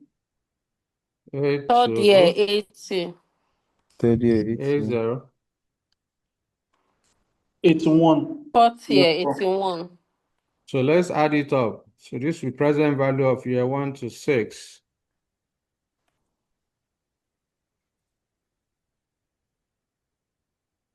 467. 467 million. So we then calculate present value of year 7 to infinity, which is, in the question, we are not given growth rates. We are not given growth rate to infinity. Therefore, I would then say free cash flow of the base year divided by cost of equity on gear, okay, no growth, multiplied by discount factor of the base year. So free cash flow of the base year is 162. 162 divided by 0.1425 multiplied by 0.450. Give it to me.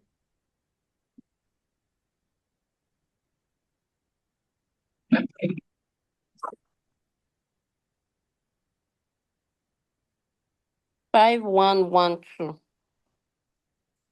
5 112.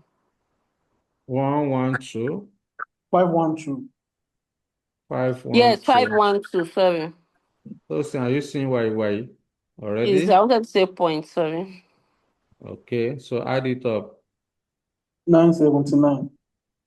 979. So this will give us the total present value or market value.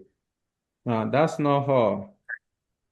We have a purchase consideration that Arsenal PLC is expected to pay. Therefore, I will then say base case NPV. Base case NPV equal to total present value minus purchase consideration, which is equal to 979. We are paying, Arsenal will pay 500 million to acquire Lacazette Limited, so minus 500. So difference of 479 million. So that's the base case NPV. We then calculate P-bill of financing, A2. That's, what did I say? Step 1, step 2 now. Calculating PV of financing effect. So this is very straightforward because in the question, we are not given issue costs. We are also not given subsidized loan, but we have interest. So PV of financing effects. So if you have all of them, if you have issue costs, certainly you calculate the same way we normally calculate APV. Just go ahead, calculate the APV and give me the final answer. Okay, so PV of financing effects. According to the question, we only have interest. So, and that's what we are going to calculate for. So in this case, I will create a column since only interest is given in the question. So I will create a column for year to get my present value. So interest, then tax saved. Tax saved at 35%. Then discount factor. I will then go to the question. What's the cost of borrowing? Are we using cost of borrowing, or we are going to use risk-free rate of return? Okay. According to the question, we have risk-free rate of return of 6%. Then what is the cost of borrowing? So the cost of borrowing, according to the question, you are paying debt of 400 million at interest rate of 8%. So let's use the 8% cost of borrowing. That will be your discount rate.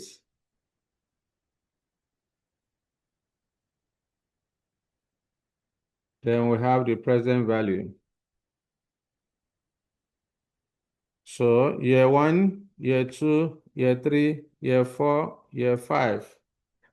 No interest in year 6. So call the interest expense for me. Interest charges for year 1, 32, 27.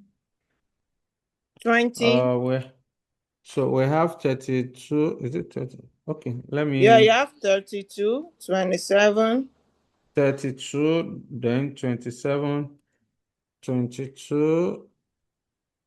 Oh, 32. Oh, okay. 27 next. 20. 12. And then 1. 1. Okay. So what's 35% of 32?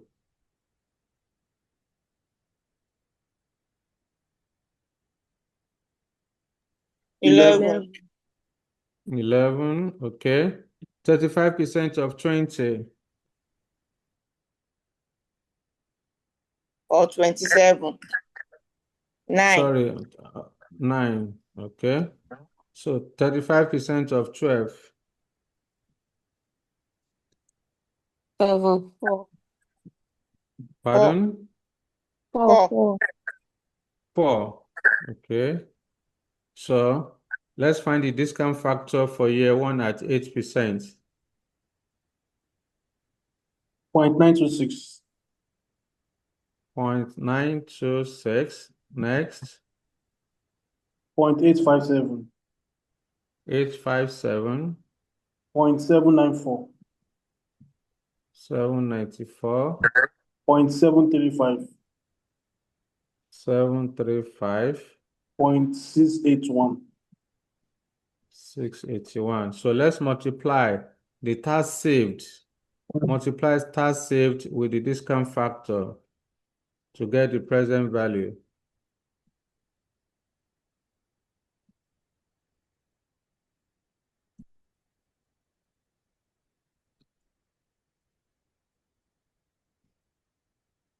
What do we have? For year 4, we have 0.32. For year what? Year 5, sorry, 0.3. 0.3, okay. Year For 1, year, for year 3, 5.6. 5.6, that's 6. Year 1, year 1, 10. year 2, 8. year 4, 3. 3. That's 27.3. So that's the total PV of financing effects. So we round it to 27.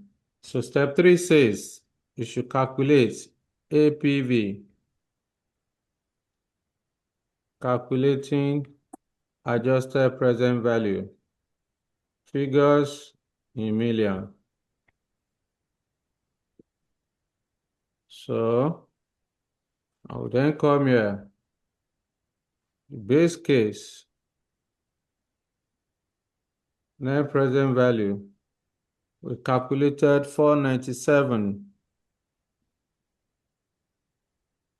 497. Then PV of financing effects 27. 479 rather.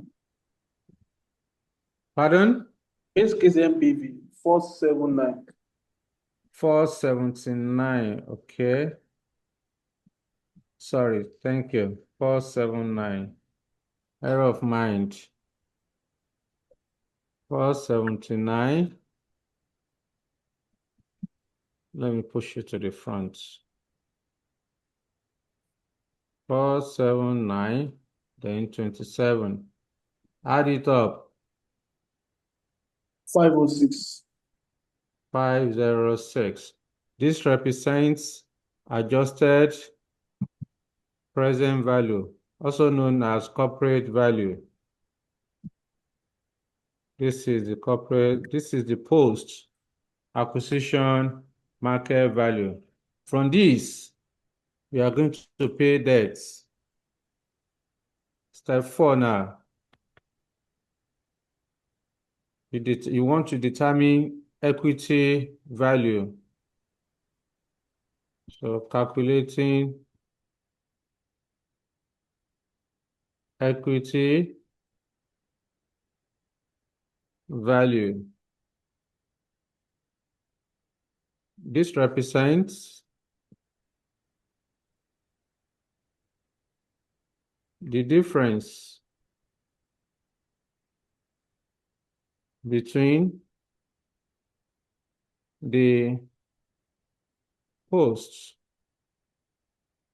acquisition market value, that is corporate value, and debt value. Okay? So in this case, I will then come here, equity value. If I like, I can use a table. If I like, I can just use a formula. Equity value equal to APV minus debt value. So our AP bill is 506. We are paying debt of 400 million. Therefore, additional equity value created is 106 million naira. All right, that's equity value. So examiner is now asking you whether the director, oh, no space, let me manage it. Whether the directors of Arsenal PLC should proceed with the acquisition of Lacazette. I would then say the directors of Arsenal, let me write that. The director of Arsenal PLC should proceed with the acquisition of Lacazette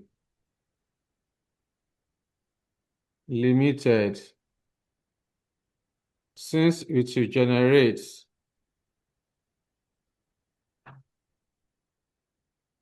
since it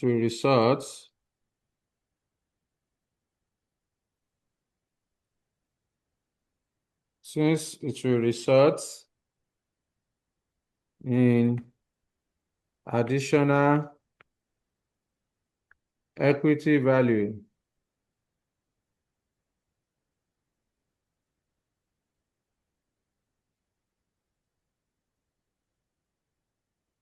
of 106 million naira being created.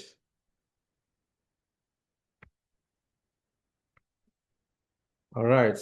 The director of Arsenal PLC should proceed with the acquisition of Lacazette Limited, since it will result in additional equity value of 106 million being created. All right, so that's it. There's a synergy. There's a synergy for combining Arsenal PLC with Lacazette Limited. All right, so that's end of the question. Of course, in each of your valuation, you can, for you to be able to, you can go extra mile by stating assumption, whatever assumption that you have made in your calculation, you state it. Okay, so that will also enhance your mark. Okay, so now I have one more illustration for VI. I'm done with you. Now let me stop sharing this. Before I move to the next page, yes, do you have any question for me on this question? Okay, so let me go back to the learning material. So this is going to be the end of our diet lecture.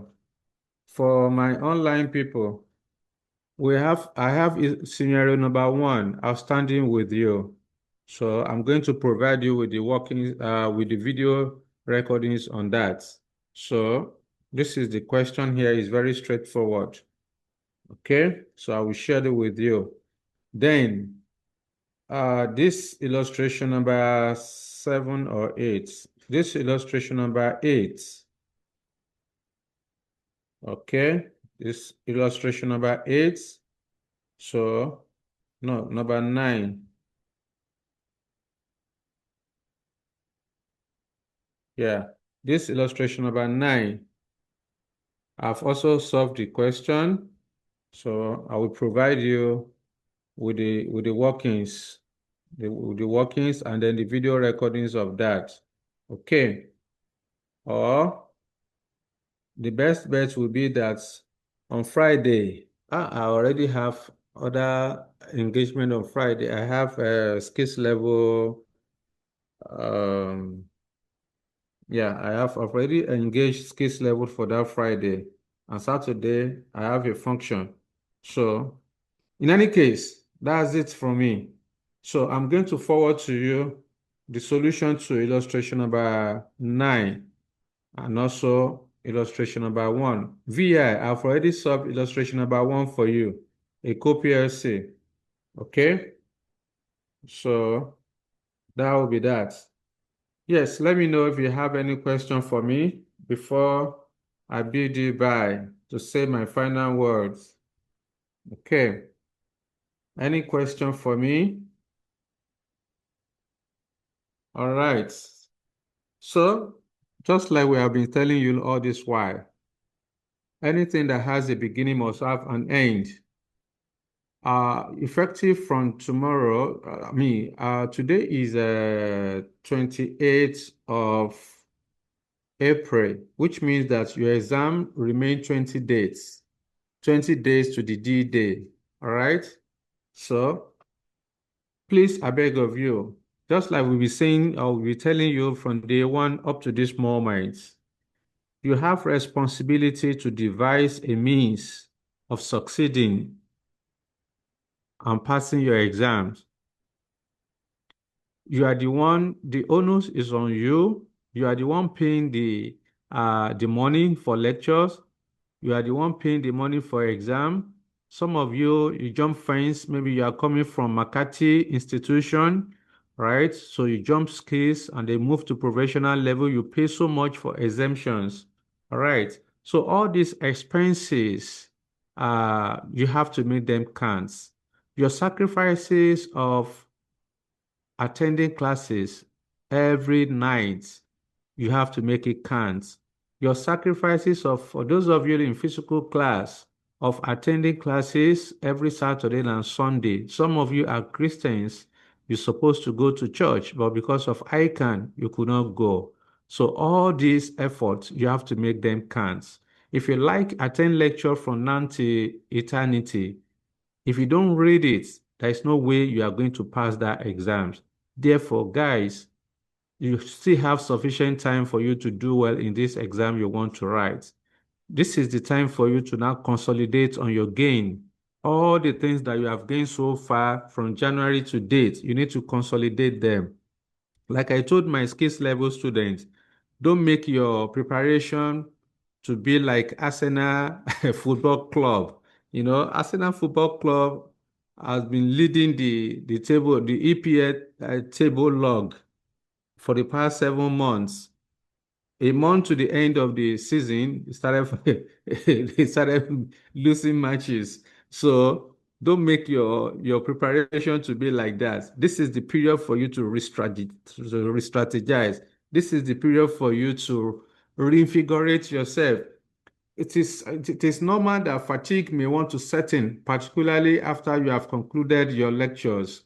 So don't allow that kind of weariness or tiredness to get the best of you. Anytime you feel some sort of fatigue, find a way of motivating yourself to continue because you have limited time to the D-Day.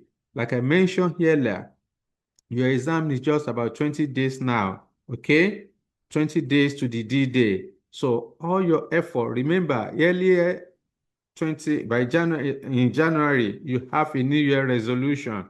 And one of your New Year resolution is for you to qualify in this May diet, not 2026. You want to qualify in May diet so that by November 2026, you are going to, if you have your requisite work experience, you're just moving straight to Amu World of Fame, go and receive your certificate. That is what you want to end your ICANN journey in 2026. All these things are achievable. Therefore, please, from this moment on, because we are done officially with lecture, we end April 30th, which is next tomorrow, right? So please, you need to be you need to be more determined for the remaining days that you have. At this point, now that you are no more attending lectures, so what are you supposed to be doing? First thing first, you need to find a quiet environment whereby you can hide yourself for the period, for the remaining period, and be studying hard, particularly on weekends. If you don't go to the office, for those of you that have the opportunity of a study leave, then get it on time and maximize it. If you don't have, some of you may just be 3 days, 3 days break that your company will give for you to go and write your exam. Whatever the case may be, Saturday and Sunday, you need to maximize it. Usually, you out of 24 hours for each day. On weekend, for example, this is not the time for you to be oversleeping. 4 hours is okay for you. After your exam, you can sleep for the entire day, so nobody will question you. But for now, you need to limit your sleeping time. You need to adjust your sleeping time. Reduce it to 4. Okay, every Saturday and Sunday for the remaining days that you have before your exam, right? Leave home on time. If you are going to our lecture center to go and read, all right, the facilities are available Saturday and Sunday to read. So you can read from morning to evening, then you leave. So you are not allowed to stay there because it's a boarding school. But that notwithstanding, so anywhere you want to read, or even within your community, in your neighborhood, if you have any school, maybe primary school or secondary school, or maybe you know the proprietress or headmaster of such school, just tell them that you are preparing for your exam and you want, tell the security. You may be lucky, they may allow you to stay within the school to read. If that opportunity is not available, then you can come to our lecture center. I don't want to advise you to stay at home to read, because if you stay at home, there's tendency that you may not achieve much. The home may be too comfortable for you. Just be sleeping like somebody that carries something. So I beg of you, if you are going to the center or any library to go and read, leave home very early, start reading maximum 9 o'clock. Okay, so you can start reading 8 o'clock.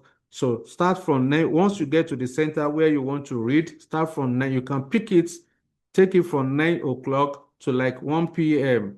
After 1 p.m., you take a break of 1 hour, relax yourself, move around, find something to eat, then come back again. Take it from 2 o'clock to like 6 p.m. All right. At that moment, you'll be very happy with what you are going to gain. Then you can go home, take care of yourself, sleep on time, right? Then you wake up again very early in the morning, around the 3 a.m. or 2 a.m., depending on how comfortable or convenient it will be for you. Then you take it from 3 a.m. or 2 a.m. till when you are going to be leaving again to library. So you continue that cycle every weekend. Then, of course, you are going to see, you'll be very happy with yourself. All those things that what you are going to gain during that period, because time is of the essence. All those efforts, all the sacrifices that you have been making from January to date, it is only when I can release your results and you have a beneficial outcome. That is when you pass your exams, that you'll be very happy. Oh God, I thank you. All my effort does not go in vain. Therefore, you need to you need to double your efforts. Not only that, in fact, if you can do more than double this period, because this is the most strategic period for you to consolidate your game. And one more thing, please. Don't believe too much in your ability, in your capacity, that, oh, I've read so much, I understand this, and fine, it is good. But before you do anything on each day when you want to study, you need to pray to Almighty God, because you can't do it all alone. He is the one that gives the knowledge. Therefore, you have to seek from Him. Even though you say you have learned so much, you have gained so much while during the period of lecturing, you have gained so much. I know this topic and all of that. Don't let overconfidence derail you. Don't let overconfidence derail you. So what you are going to do is for you to seek from the Almighty, that God Almighty, you know me more than myself. I don't know anything about this exam I want to write. You are the one that can give it to me. I need your wisdom. I need you to grant me the perfect knowledge and understanding, the retentive memory, so that I need you to help me to shift my focus to the areas of the syllabus where examiner is going to test on that day, so that once I receive the question and I begin to solve it correctly at the end of the day, God Almighty, I will praise you and I will thank you if you are able to do this for me, because I know only you can do it. I can't do it alone. God, grant me the perfect knowledge and understanding. Grant me that retentive memory, so that on that day, when you see the question, you can imagine when you have when you are given a question paper and you see that is a question you're already familiar with, Almighty. So you are going to, that sweetness, the thing it will just come and you'll be very happy. You'll just be flowing on the exam day. You'll be flowing, you'll be writing, and you'll be happy that, oh, you have done well in this. When you are writing an exam and you are doing the right thing, you yourself, you know that you are going to pass that exam. All right. But when you are struggling to solve a question, question one, you struggle. Question two, you struggle. So that one, you already know that there's no two way about it. You know what the outcome will be. That will never be your portion. So please, guys, consolidate your gain and getting ready. Get ready for the D-Day, because all your money, all your effort of Saturday and Sunday must work for you. All your effort of every night of attending classes must work for you. So you have to make them count. So prayer alone is not sufficient. It is work and pray. So you cannot just be reading without praying to Almighty. So if you pray from now till tomorrow, if you don't work towards it, it will not work. So there are two in one. The two of them must work together. So I pray that God Almighty will make the exam you want to write very easy for you, so that at the end of the day, I don't need to call you that Pelumi, Faith, or whatever the name. I don't need to mention you before you share your result. You just come to the group or you send me a WhatsApp chat. Mr. Adejuwon, thank God I've qualified. That's what I want to hear from you. You go to the group. Oh, I've qualified. Thank God. So all of us, we are going to celebrate you. And not only that, we are not pushing you guys to just succeed only. You have to succeed excellently. You have to succeed exceedingly beyond expectation. Our expectation is for you to pass. You have to go beyond that. You must win prize, because if others are doing it, you can even do better. And we are counting on you, because you are the one that need the success. But we need the pride to say we contributed to your success story. We want to be there on that day when ICAN will be sharing prizes. Then you collect your own. We'll be there to celebrate you as well. So don't go and write exam to pass only. You have to pass and also win prize. So I pray that God Almighty will make it easy for you. So that is what I have for you, my people. Of course, we continue our discussion on the general group, on the WhatsApp group. However, maybe while you are preparing for, when you are reading on your own, maybe if you have any one or two areas of clarification, you can always reach out to myself and Mr. Ashiwaju or any of the lecturers in any subject to seek for clarification preparatory to your exams. Thank you, everyone, and we're happy to meet you during the course of this diet from Equity Professional. Oh, again, we are glad that you make us your choice tutor. So it is our prayer that by November 2026, we are going to follow you. For those of you that have the requisite work experience, we follow you to Amuwo to go and collect your certificate from ICAN. And then from that moment, you will end your ICAN journey gracefully. Thank you, everyone. And bye-bye and good night. Thank you so much, sir. Good night. You're Thank you welcome. so much, Mr. Joan. Thank you. It's been a nice diet with you. Good night. Good night, everyone.